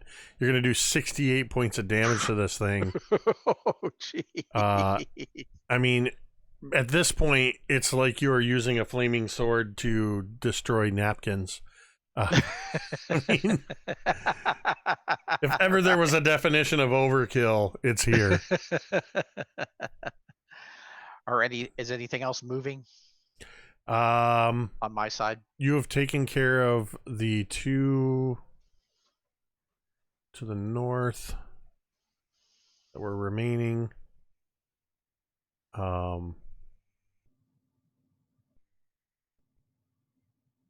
Wait, there were 3 to the north, not 2. Oh, gotcha. Okay. So there is, yeah, something wasn't adding up here. So Gotcha. there is 1 left in the north, 2 left in the south. Okay. So yeah, that's it for me. All right, Thorgarn. All right. So how there's 2 distinguishable things to the south. What? How many creatures to the south? Oh, 2. 2, and one of them was one of the ones that I hit. Yeah, that one's dead because Drown blasted it with Eldritch energy. Okay. Well, then I will move in to the other one. My first one is a crit. Okay. So that is. Let's see here. That is 19 points of damage on the first swing. All right. My second attack is a 19 to hit. Yep. That is going to be 10 damage. Is it still standing? No, it is not. With that second strike, you destroy 1 more of these shadows. And so that's it to the south then, right? Yep. How far did I have to move to get to it? Wait, no, that's not it to the south. That's the second one of the 3. Okay, so there's 3 on each side. Why did it? Wait. Drown killed 1. You injured. Cantriel, you determined what they could do. Fig, you slowed them down. Oh, I know why. That does eliminate them because Talmud had moved to the north. That's why the other shadow was gone. That's what was throwing me off. Jeremy's not here to speak up, so. So there is 1 more shadow left to the south. All right. So I'm going to assume that a 13 is going to miss. So I would like You would to be wrong. Was it? It'll hit. I wouldn't know that. And I was going to say I was going to use a domain die. But as up to you as to. I'm not going to have you waste domain dice when. Okay. Just yeah. You're good. Oh wow, that is quite pathetic. No strength modifier on my offhand attack, so that is 2 damage. All right. I can't get any lower than that.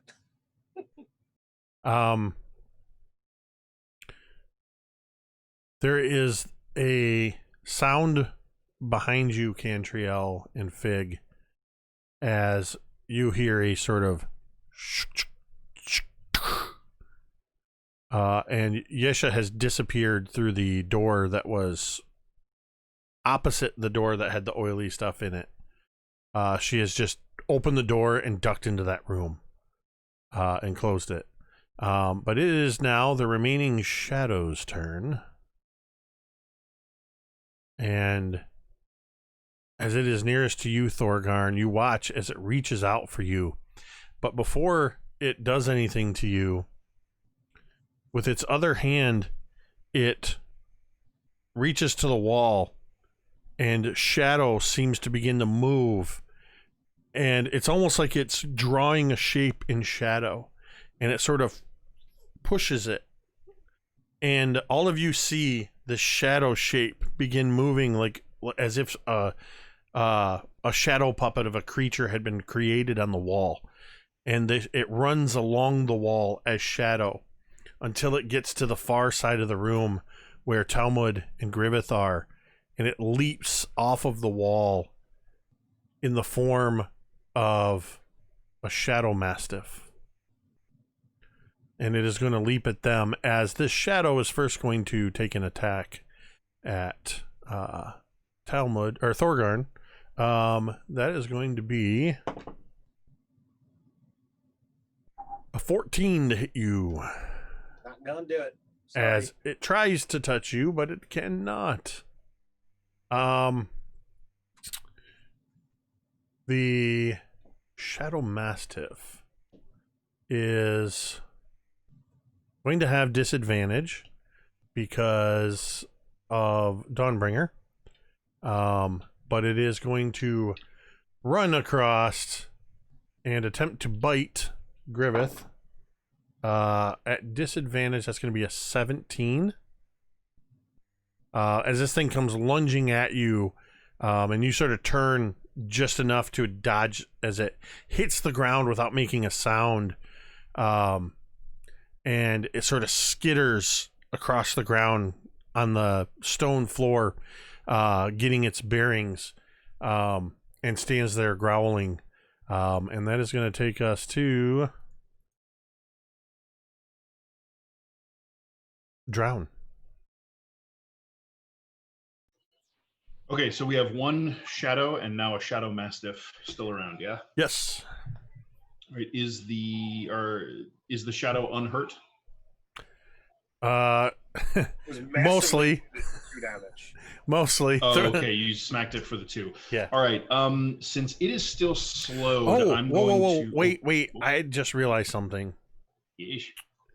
I have to retcon something. Why is it always slow that makes me retcon something? I'm going to retcon. I mean, it missed, so it didn't matter that much.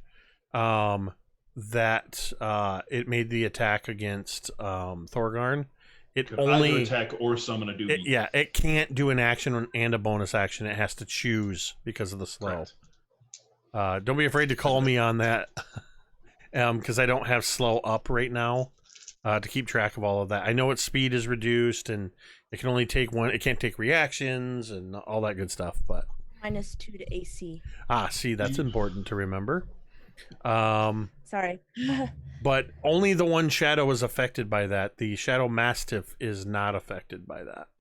Okay, so Drown will point his staff at the shadow mastiff and unleash the shimmering green energy bolts at it. All right. Ooh, 14 on the low end. That will hit. All right, so that's 2 hits. Maybe some force damage coming at him. 13, 23 total. Yeah. You blast into this thing and the energy hits it and sort of cascades across it, illuminating it, light passing through. For a moment, the energy seems to be captured within it, looking like a roiling storm. And it passes, and the Shadow Mastiff is still standing. It's my turn. Cantriel. All right, bonus action. I'm going to cast Hunter's Mark at the Mastiff. All right.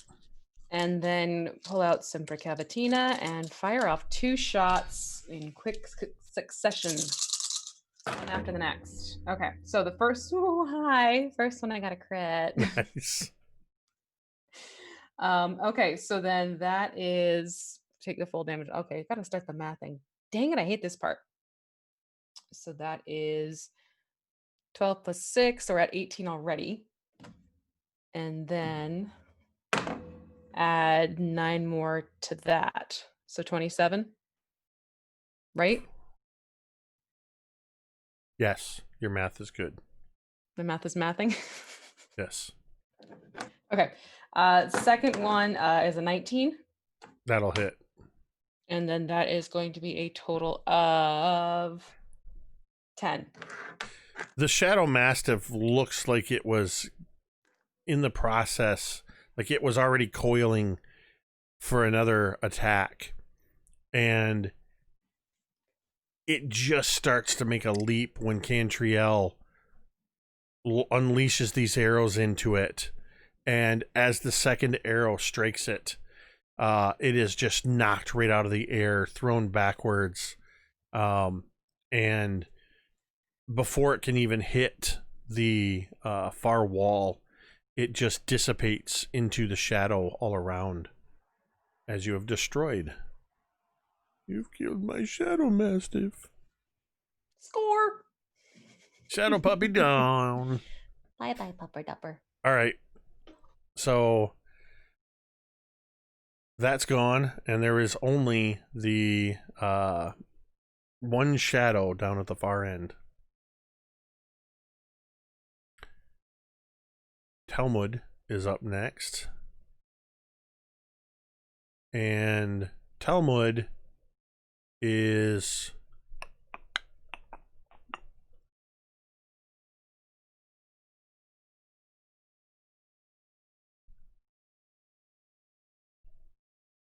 Talmud, I don't know.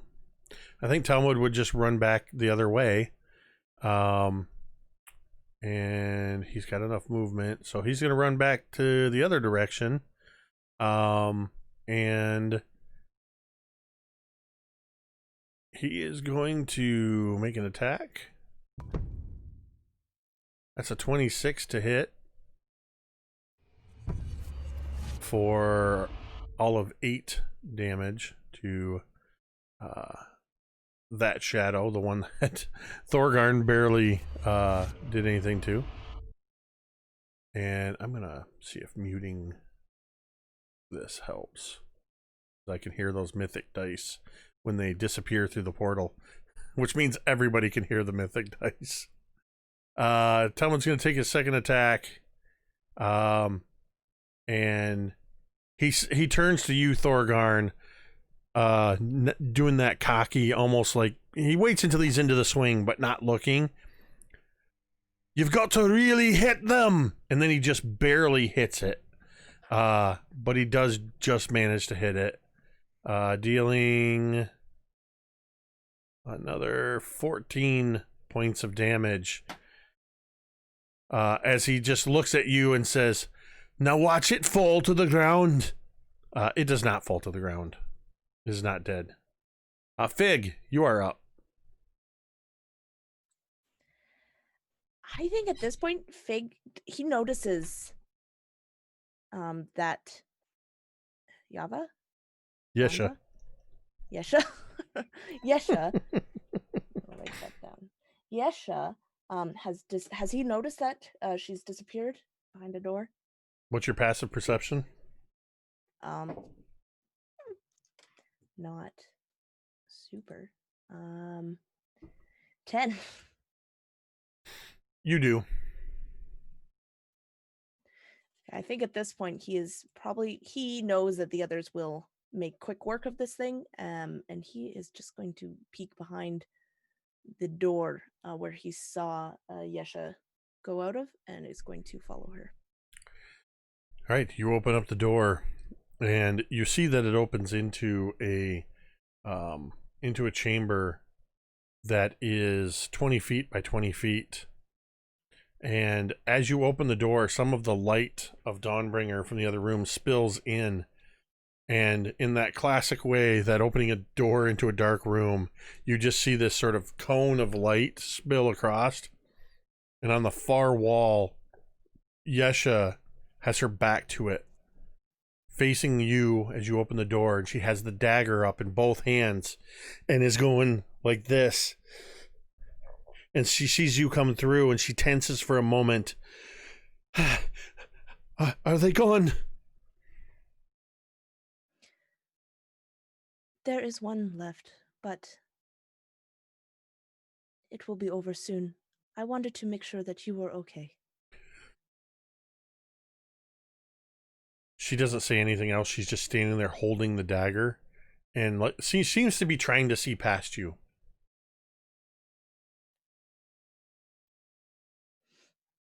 I mean, all you've done is open a door, so you still have actions if you want to use them. He would step aside to just allow her to see. He's pretty confident that there's nothing she can see from this vantage point. 20 feet into a room looking out the door, but she would still stare and she still has that dagger held up defensively. He would just wait and just be in the room with her. All right. Griveth and Thorgarn. Griveth is Right. on the far end of the room to the north. Thorgarn, you're right next to the shadow. Yeah, why don't you take it out, Thorgarn? I will gladly attempt to do so. All right, so my low to hit is a 17. That's a hit. All right. 2 swings with Forge Fane do 22 points of damage. As you strike into this shadow, you bring Forge Fane down, and you hear tho, tho, tho, tho, tho. And as it dissipates, you just hear Gothias. As soon as that last shadow is destroyed,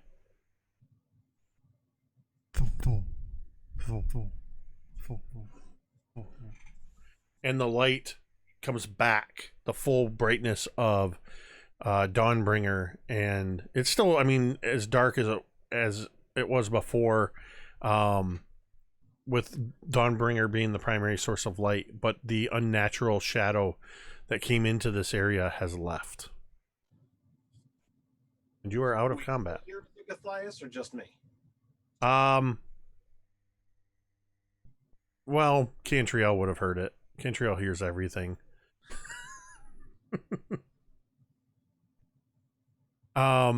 Actually, Fig. Inside the room, you being right by the door, you would probably see Thorgarn take out the last shadow, and you don't hear anything. But you notice that Yesha goes, looks around, frightened for a moment.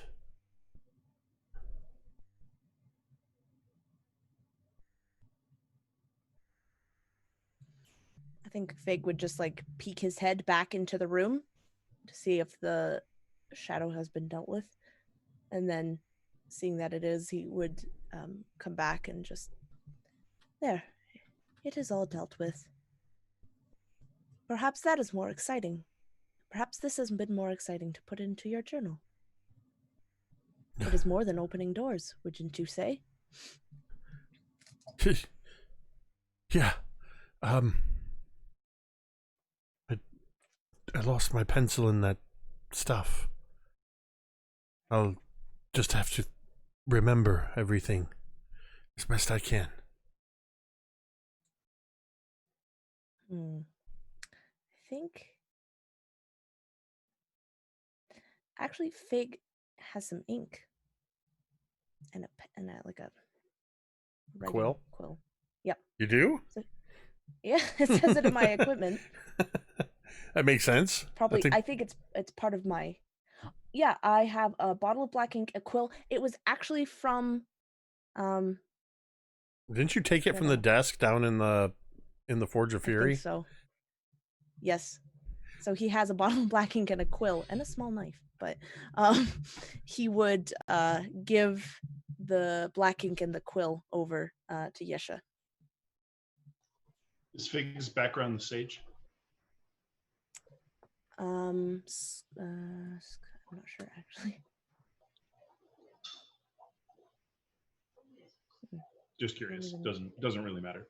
I don't think it was. I think you used a different. I'm almost positive that Fig got the ink and the quill from the desk that was in Kunjakar, in the same room with the bed that Cantriel sat down on that turned out to not be a bed. I believe that episode was entitled "A Sticky Situation." Yeah, she takes the ink and the quill from you. Oh, excellent. Thank you. I will put this to good use then. And Thank you. And she sort of gingerly puts the knife, sort of tucks it into her belt, the dagger that she has, and all right. You have left. I'll go ahead and move the arrow. You are all essentially over here in this part of the thing. This is the room that Fig and Yesha are in. This is the black goo room.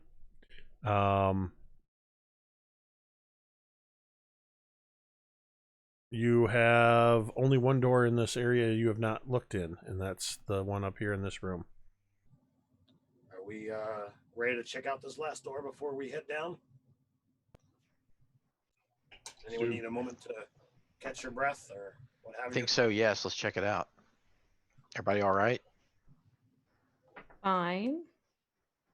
Anything less than an hour won't be helpful to me, so we may as well move on. All right, I will open the door.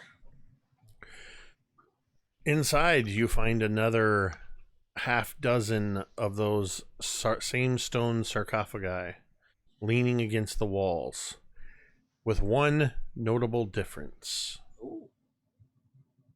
All 6 of these sarcophagi are slightly ajar. All right, so there was 6 in this room, so it was 4, 6, and 6. Yes. And you can see where they were opened. You can see gold and platinum, or platinum coins and gemstones where they've spilled out. Oh, don't mind if I do. Talmud heads in and starts scooping up another 100 platinum and 4 more 20 gold piece gemstones. I'm sorry, I was trying to record other numbers. Say that again. 100 platinum and 4 gemstones worth 20 gold.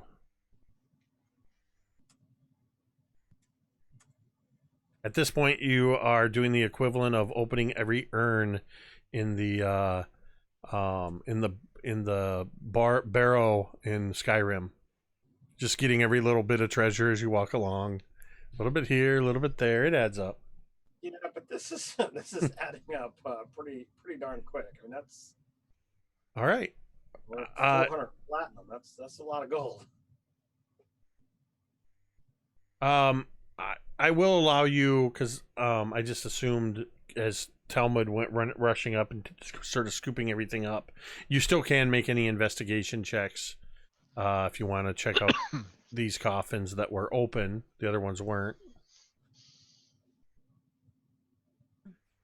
Does that I sound got a like 29. gift to anyone else? Fig appears to be investigating the sarcophagi, and with a 29, Fig, you, as you're looking at them on the north wall, you look inside this one and you see that there is no back to it, that it opens into another room.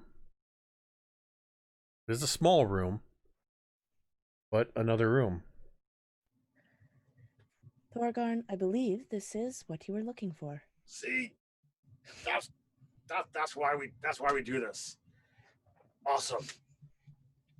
He's like overexcited. Like I imagine, he's like almost jumping up and down at the fact that we found the secret passageway.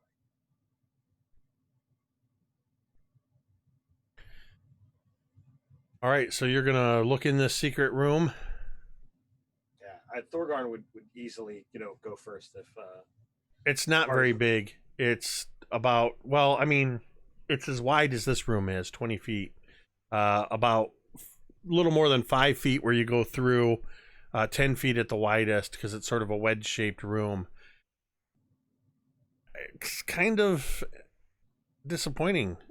You just see more rubble. Like so many other rooms. It seems long neglected and dusty. As you take a step forward, you hear a sound sort of like this. as something skitters across the floor, kicked by your boot, and you also hear a sort of a slight metallic sound as the stones. So you hear that sort of, and then you hear a. I don't know if you could hear those. I did. So I will look around. What did I kick? Let's move. So you see a few stones, and the first thing you notice is a small golden ring. This ring is carved to resemble a dragon biting its own tail. It looks to be worth 100 gold pieces. There are also 4 squares of bone. They look like dice.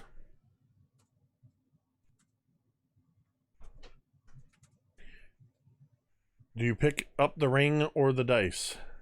I will gladly pick them all up. You notice the dice, when you pick them up, they're much lighter than you would have expected for their size. They're a little bit bigger than a standard D6. They're made of bone. And looking closer, every die on every face is inscribed with the number 13.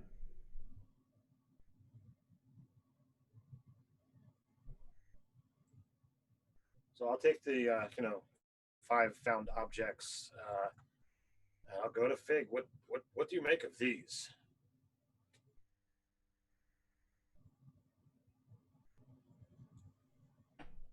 Do they show any significance to Fig? Like, I know 13, but Were you still is that on detect magic? I don't think it's been 10 minutes yet. It hasn't been 10 minutes. Slow would have ended. Slow would have. Oh yeah, slow would have ended it. Yep. Rode that. Yep. Mm-hmm. So no. They just look like dice made of bone, carved with 13s on all the sides. You know, your usual 13 dice. Of course. Yeah, Fig would say I can't see anything now, but if you may give them to me and I may look at them for about a few minutes, and I will be able to tell you then. By all means. So then Fig is going to hold them and begin to cast Detect Magic as a ritual, which is 10 minutes. What's everybody else doing while Fig is ritual casting Detect Magic? How big is this room? 20 feet along the south wall, a little more than 10 along the west wall, and wedge-shaped. I want to look through the rubble. A ring and dice are not really, what I was expecting to find in a hidden room behind a sarcophagi. So I'm pretty sure there's going to be more stuff in the rubble. So I will spend all of that 10 minutes and more if I didn't get to the bottom. So since we're taking at least 10 minutes, would you object to extending that to a short rest? I'd be able to bind some of my wounds and recover my magic. Of course. Yes, we can do that. I have no problem. If anybody actually needs healing, I do have a little bit of magic left. I'm okay. But don't I forget think there's for Song now of you Rest. should save it. That's fine. I'm offering. So then I'll be at it. I don't really need the rest, so I will borrow. Talmud walks over to a corner of the room with the sarcophagi in it and sits down. He goes, "Oh, I guess I'll just be sitting here carving Ghost Cleaver again." And you just hear there's the you spend some time digging around through the rubble. And since you're taking time to do it, I'm not going to make you roll investigation. You eventually get to the bottom of this pile. You're covered in stone dust. Your beard is almost white with it. You've got it all over the front of you. all the way up to your elbows in this dust from all this rubble as you're digging through it. And you move a heavier piece of stone, and you hear, instead of the usual stone against stone, you hear the sound of something heavy and metal shift underneath. You move it again, and you see something dislodge. Pulling it out of the dust, you find a that you have grabbed hold of the blade of a longsword. The handle and the entire grip of this longsword, though covered in dust, you can see the detail, the intricate detail of the dragon, that it appears as though the blade is coming out of its mouth. Oh, nice. This blade and the entirety of this sword appear to be the work of a master craftsman.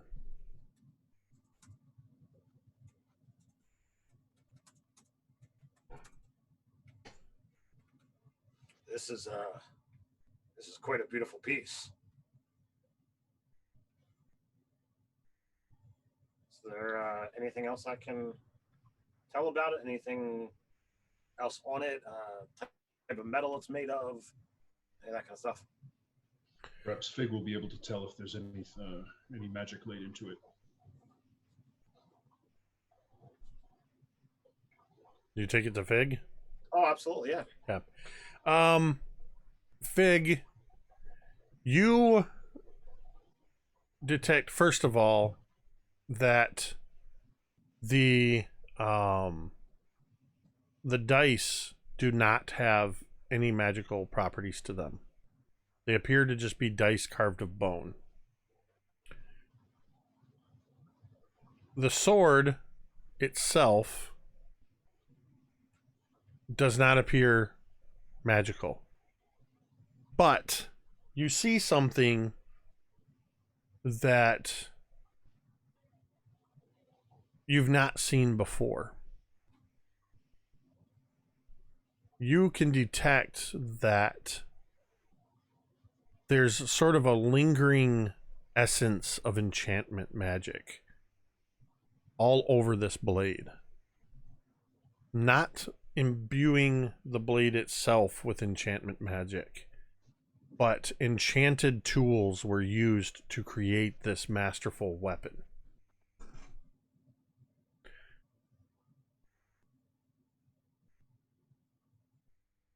Yeah, I think you see that Fig looks closer at this, and at first you said you could hear him just kind of muttering to himself, and then you hear this is very strange. The sword itself is not magical, but the tools used were. Well, that is indeed interesting to hear. Thorgarn, Yes, sir. with your knowledge of with your knowledge of forging, and this new knowledge that Fig has given you, you recognize this as the non-magical. This would rival the weapons that Durgadin the Black crafted in Kundrakar. A master craftsman created this. Because these don't exist in 5th edition, I'm just embellishing what is a master work sword. Okay. There's no real mechanical advantages to it, but it is an incredibly well-made, functional longsword, and is probably, to the right buyer, worth a lot of money. I think in older editions, Masterwork weapons gave you like non-magical bonuses. It was a +1 to hit. Yeah. I've chosen to spin that into just really valuable weapons. It's perhaps something that could even be like a prime candidate for an enchantment or something like that. Think of them in that way. Another fun thing to do with them is use the minor properties table and just give it that instead of a full-blown magic thing. Ooh, what is that from? DMG. Dungeon Master's Guide. I was going to say, is that the page DMG? 143. Yep. We don't do page numbers here. We do D&D Beyond. That too. Mostly because my DMG is in a box right now. Yeah. So I'm still moving stuff around. So if you search for minor property, that might get you where you want to go. Otherwise, you're looking at Chapter 7 in the DMG. Like gleaming, this item never gets dirty. That sort of thing. That could be fun. What is the what's the roll table? D20. Ted, roll a D20. And then there are also quirks, which are sort of a little downside or weird We have a thing. 10. 10. So this one is actually magical. Like a lot of these are fairly magical. So language, the bearer can speak and understand a language of the DM's choice while the item is on the bearer's person. I like it. I like it. It's a group effort to deal with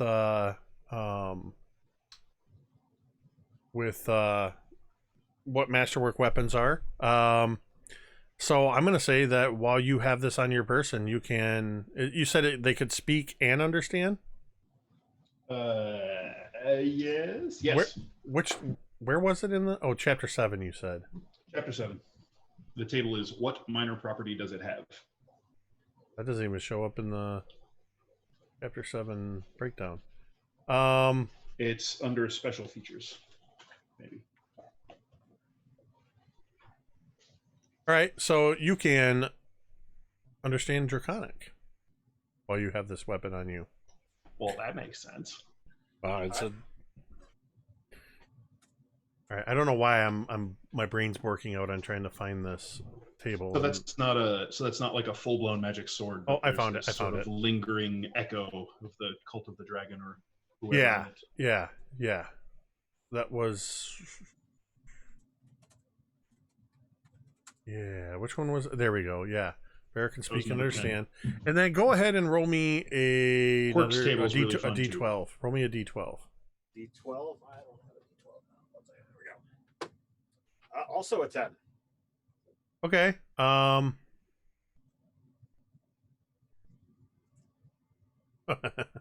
That one doesn't work quite so well as a non-magic item. But...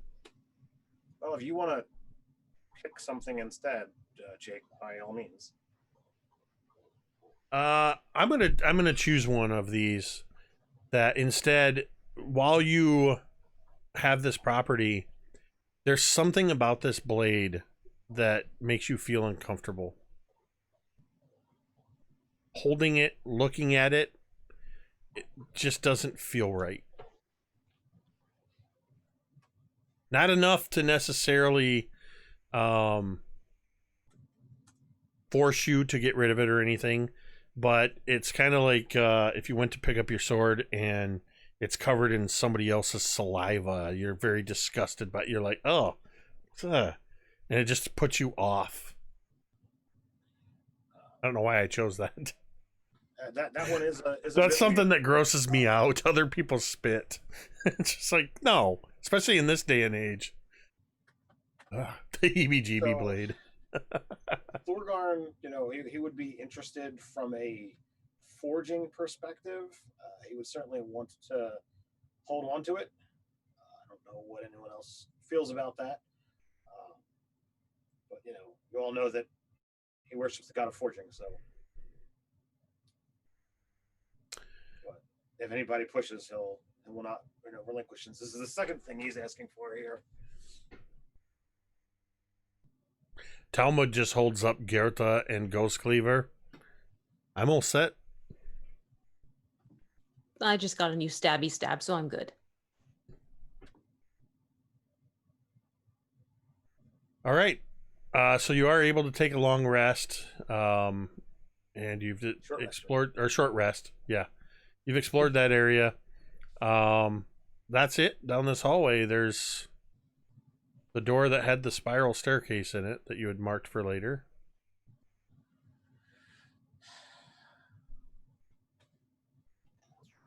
Looks like the only place to go now is down. Oh, fine. Well, I mean, if it's the only way. Down it is. Is Yusha, is she illuminating the manuscript? Is she like drawing little drawings and stuff, or is she just penning descriptions? If you walked over and looked, you would see where she's originally written the accounts. There's a few minor sketches along the way that are a little more than thumbnail sketches. At this point, she's just trying to get everything written down. Okay, well, while everybody else is doing something instructive with their time, I am going to kind of pose for her if she wants to make a full page sketch.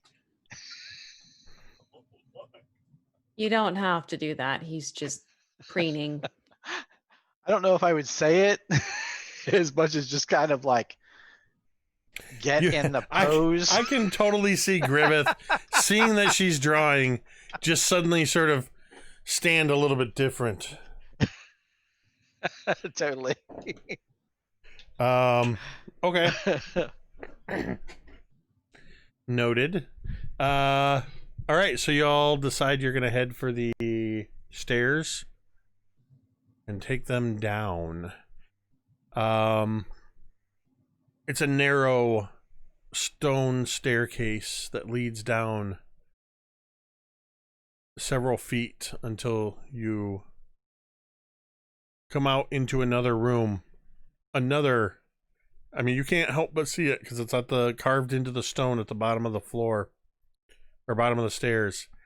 Another dragon head, destroyed and carved over with the symbol of Gothias' tree.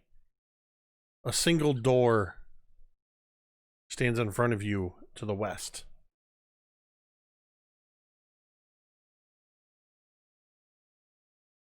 Who's gonna open that door? Wait, just give you a moment. Shouldering past. I was going to do it. I raised my hand. Oh, now you're a door opener. Go ahead. Sounds better than Dawnbringer. So you open the door, and you open it into a room that is about 10 feet across, and immediately to your left is another door, and 15 feet to the north is another door. So left or north? All right, everybody's being quiet. Left it is. You open the door immediately to your left. There's another room, 15 feet long to the south, 10 feet wide. A door on the west wall, a door on the east wall, and a door on the south wall. Well, looks like we're going left again. No other markings or anything? Nope. Okay.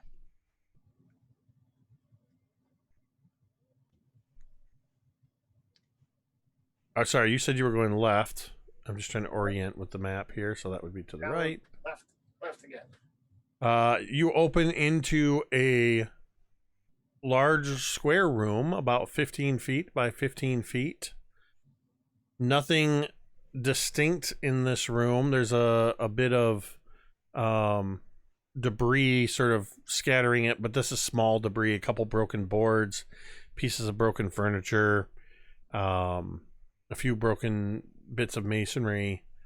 Oh, and there's a door on the east wall. Well, then door it is. All right, you open up this door, and the room is not very big. And it appears to be on an outer wall of the tower, as it has the curved wall immediately in front of you. You have sort of opened the door at the point of this wedge. The room extends another 15 feet to the north, where it's 10 feet wide. And there you see a little bit more debris and dust, but on the north wall is a small altar. It has carved into it the countenance of a Shardalon, the dragon. And tile work is set into the stone above this small altar in the visage of a Shardalon. Does it say anything, or is it just, carvings? Just carvings. Nothing else distinct in this room. It looks like it may have just been a small place for cultists to worship. So looking around, not seeing anything else, I am going to take Forge Fane in both hands overhead and smash the altar. There's a tremendous crashing sound as you bring Forge Fane down a few times and desecrate the altar to a Shardalon. Well, looks like that's all that's in this room. All right. So if you backtrack, you're back in the room that you turned left into. There's a door to the south and a door to the west. So coming back into this room, if I'm imagining correctly, we're coming into the room this way. That was the door to the right is the door we went into, where we came from. Yep. So you want to go left again. To the left again. You go to the south door, and let me see what you find there.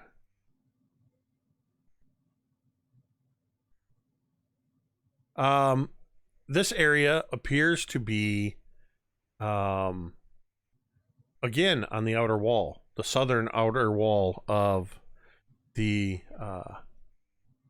tower. This room is barely 5 feet across at its widest point. To your left is the tip of a small wedge. To your right, it goes another 10 feet. And there is a small, it's barely big enough for somebody to kneel in front of, but another small altar to a Shardalon. Really? How many of these damn things do they need? And I'll look back to my companions. May I? Take care of it like you did the last one, friend. And boom. Thorgarn, as you step into the room, I need you to make a dexterity saving throw. Really? I don't do these things. +3 because you're close to me. Am I within 10 feet of Griveth? Sure. All right. It's going to be a 10, guys. I don't think that's going to work. Should I re-roll? I will re-roll then. That is significantly better. That is a 21.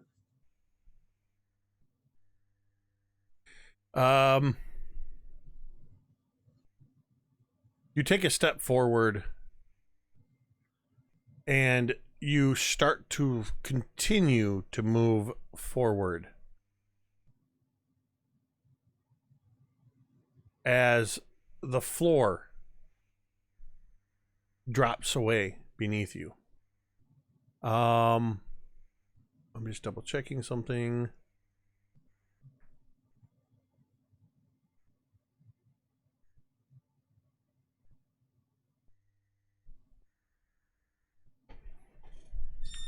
Where is it? Can any of us reach and try to grab Thorgarn before he slides down?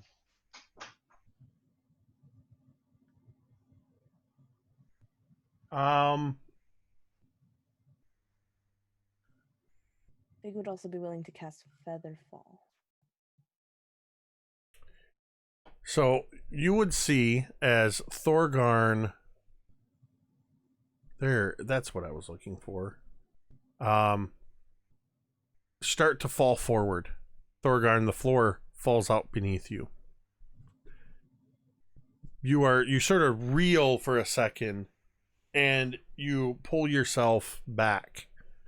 As the floor drops out, it swings down under your weight a little bit. So, and you can I take narration for a moment? Yep. So I was reeling back Forge Fane. Typically, we all know that I'm not super agile. So he goes to reel back, and the head of the Warhammer kind of catches on the door frame. So as the floor kind of goes to pull me forward, I get caught on the door frame, so I don't fall because of that.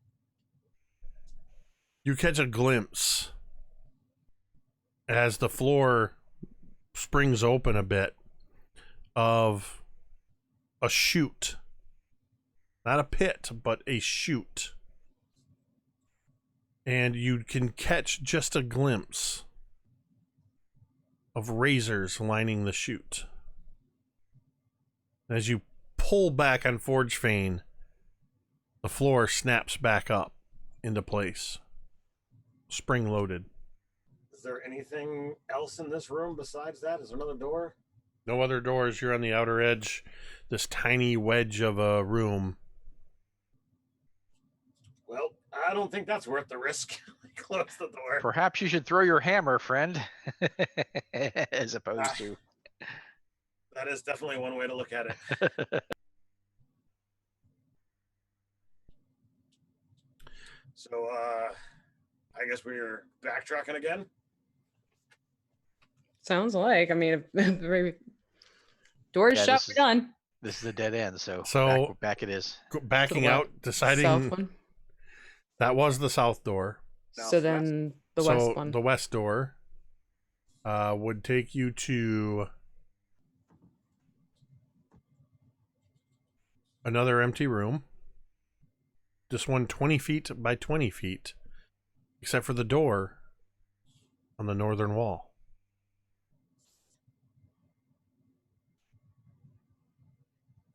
So I will look. Welcome to Dawnbringers, the door of Dorfang Door.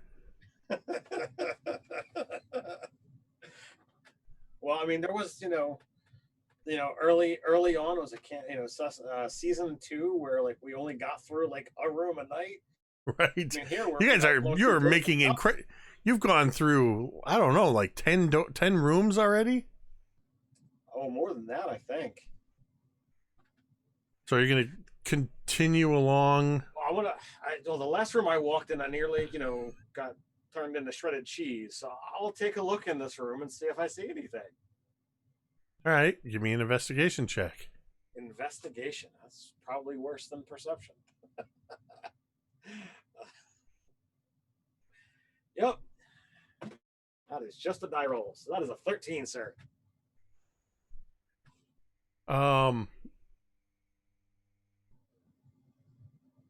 Anybody else? I'm sorry, what was the number you said too? 13. Anybody else that wants to is able to also investigate this room. But this, you don't see anything of note, Thorgarn. This is a fairly nondescript room. A little bit cleaner than the others. There's no debris on the floor. But this is also more interior when my mental map is accurate.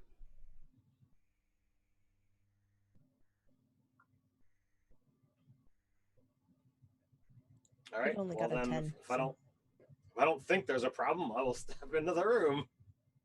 All right. You do so. There's one door to the north. I will continue to it then. This room is just about 10 feet across and 20 feet wide and has a door to your left. Door to the left. No other doors. It means we open it.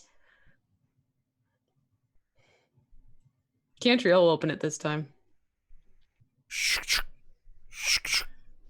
The door's locked.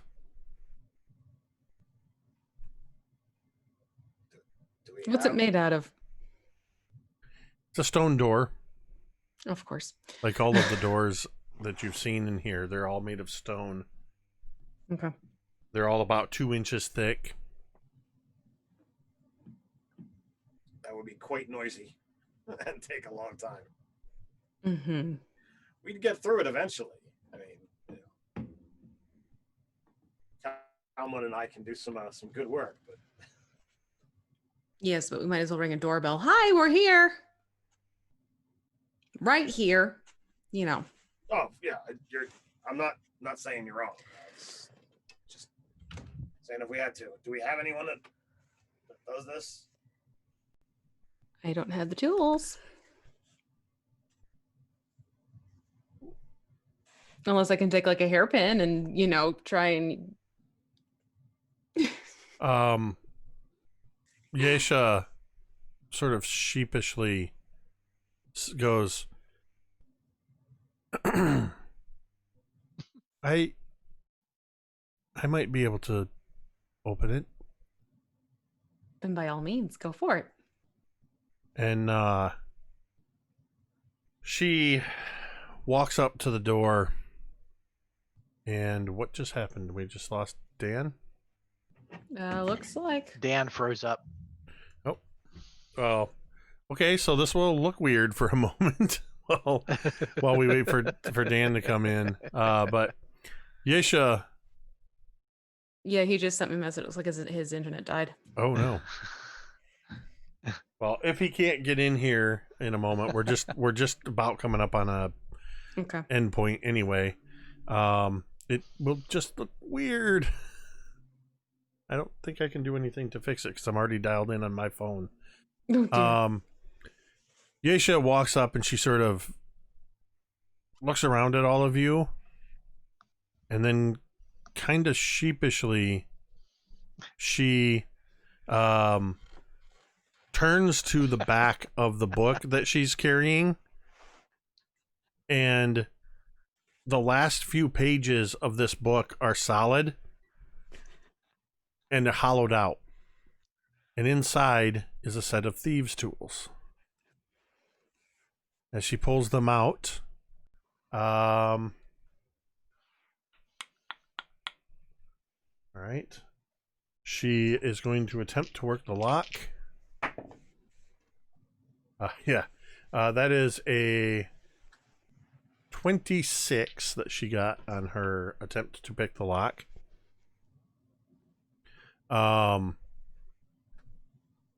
She just takes these couple of tools and just real quick and then tucks them back in the book real quick, and there. Oh, I forgot I had to watch if he was trying to get back in. He can't. He's got to do a full shutdown. He was waiting trying? in the. He's there. No, sorry, that's me. I'm just trying to be helpful. Oh, I see what you did. Oh, I see what you did. I'm like, wait, but it says Dot, and that's what I have for my name. I'm confused. All right. So Yesha is able to unlock the door, and she just turns the knob a little bit, and then kind of looks sheepishly up at you, Cantriel. That's unlocked, and takes a step back.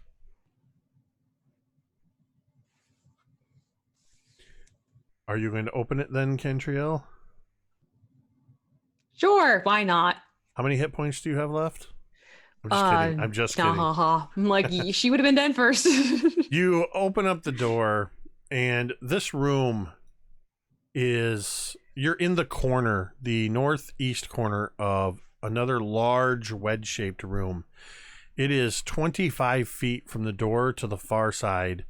It is almost 30 feet down to the point.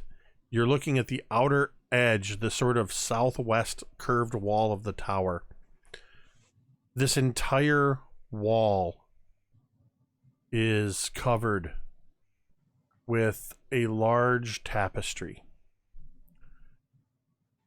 It depicts a scene full of large, horned, red-skinned humanoids in the foreground and brass towers in the background, suggesting a massive city, all set in an inferno. High above, an unbelievably large red dragon wings through the fiery sky. Other than this tapestry, this room is empty. As you all look at this tapestry, for a moment you can almost sense the heat emanating. So brilliant are the flames. You can hear the cries of war and rage and undulation and praise of these dragon-skinned creatures in the foreground.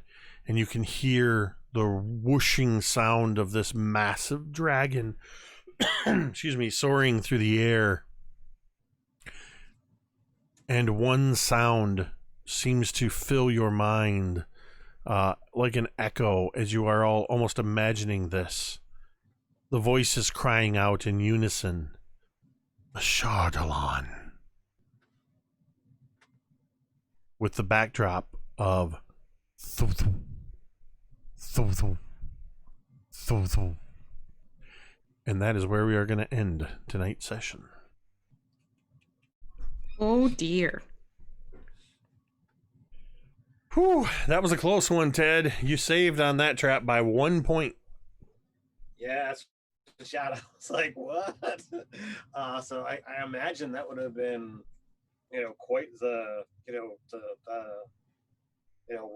conundrum of what happens next. Of like, all right, am I separated? Am I dead? Like, I don't know. Who knows? Yeah, maybe you'll find. Maybe you'll find another one. That's scary, right? Well, and I helped. Yeah, you did. Because without honestly, if the DC was 20, like it was literally being close to you that made the difference, and the domain die. Because I only get a +1 saved or +1 to Dex save. So yep. All you know is you saw a chute briefly that was lined with razors. You don't know how long it was. You don't know where it went. How many razors? Maybe it went into a room full of lemon juice. Because that's what you want after a bunch of razor cuts, right? Lemon juice and salt. All right. Well, that is our 7th session, Shadows on the Wall. And now they have come to Gothias' Door Emporium, apparently, as they have moved through room after room after room in quick succession. Yeah, this has to be some kind of a record for the Dawnbringers, because you guys went through 1, 2, 3, 4, 5, 6, 7, 8, 9. That's just on this floor. 10, 11, 12, 13, 14, 15, 16, 17, 18. You guys cleared 19 rooms, 20 if you count the hallway, in one session. We're gonna count that as 20 rooms. I'm gonna mark that in my Dawnbringer document for tonight. Don't worry, I've got a room coming up that'll probably take you 4 sessions to get through. Just kidding. All right, well, that was our Dawnbringers game for this Thursday. Huge thank you to everybody who joined us tonight in chat. Thanks so much to Doug in Texas for gifting 5 subscriptions to everybody in the MTD follower community. Thank you to Steph and TJ and Tamiko for the resubs. Where is it? Doug in Texas was also the one who dropped the 1,000 bits at the beginning. So Doug in Texas personally gave you all like 9 domain dice tonight. I think you used them all up too. So, but that's what they're there for. We will be back next Thursday. Same vampire time, same vampire channel. And hopefully Jeremy will be back with us to take over Talmud, and Dan's internet will be a little more stable. You can type !schedule to see what we have on the docket, but I will tell you this. something that is on there. I think it's on there as a coming soon. It's definitely on the when we're off air screen. This Monday at 8:30 p.m. will be the premiere of Beards and Brushes with myself and Dwight the Big Bearded Nerd. We will be doing a 2-hour live painting stream, and we are each on that stream going to be painting our own custom printed minis from Hero Forge. We had minis of ourselves created as Dungeon Masters, so we're going to paint those up in our premiere stream. And then the following Monday is the premiere of All That Glitters Waterdeep Dungeon of the Mad Mage. That'll be on the 22nd. You can see all the other games that show up on there in the schedule. I will also be, you got to watch the Twitters to see, we've had to, for various reasons, push. But I produce Soul Searching, DM'd by Lily Sparks, over on Satine Phoenix's Gilding Light channel on Sunday afternoons from 4 until 7. And then, of course, our second to the last or last session of Jolt of Personality, our 2-year and 8-month campaign, is coming to an end. M is in that one along with Mike the Piper, Connor, and Karen, Myth and Gears. They beat the Soulmonger. They beat Sararak. They're just trying to get out of the tomb. So that's either going to end this Sunday or next Sunday, depending on what happens. So we hope to see you on some of these other streams. In the meantime, be sure to check out all the awesome stuff that everybody else is doing around here. I've already thanked everybody who joining us in the chat. As a reminder, you can join our community for further conversations on the Discord server. There's a tab with a link in that down below.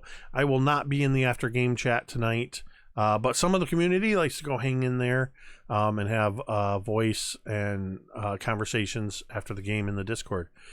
Jordan, I need to put that in there. A chat command for the Discord link. I will do that later. But also, in addition to everybody else, a huge thank you to Scotty, Dan, V, M, Ted, and even though he's not here, Jeremy, without whom it would just be me talking to myself for 3 hours. Thank you, everybody. We will see you later. We're going to end the stream now the same way we end every stream. You can say it with me if you want. Matilda.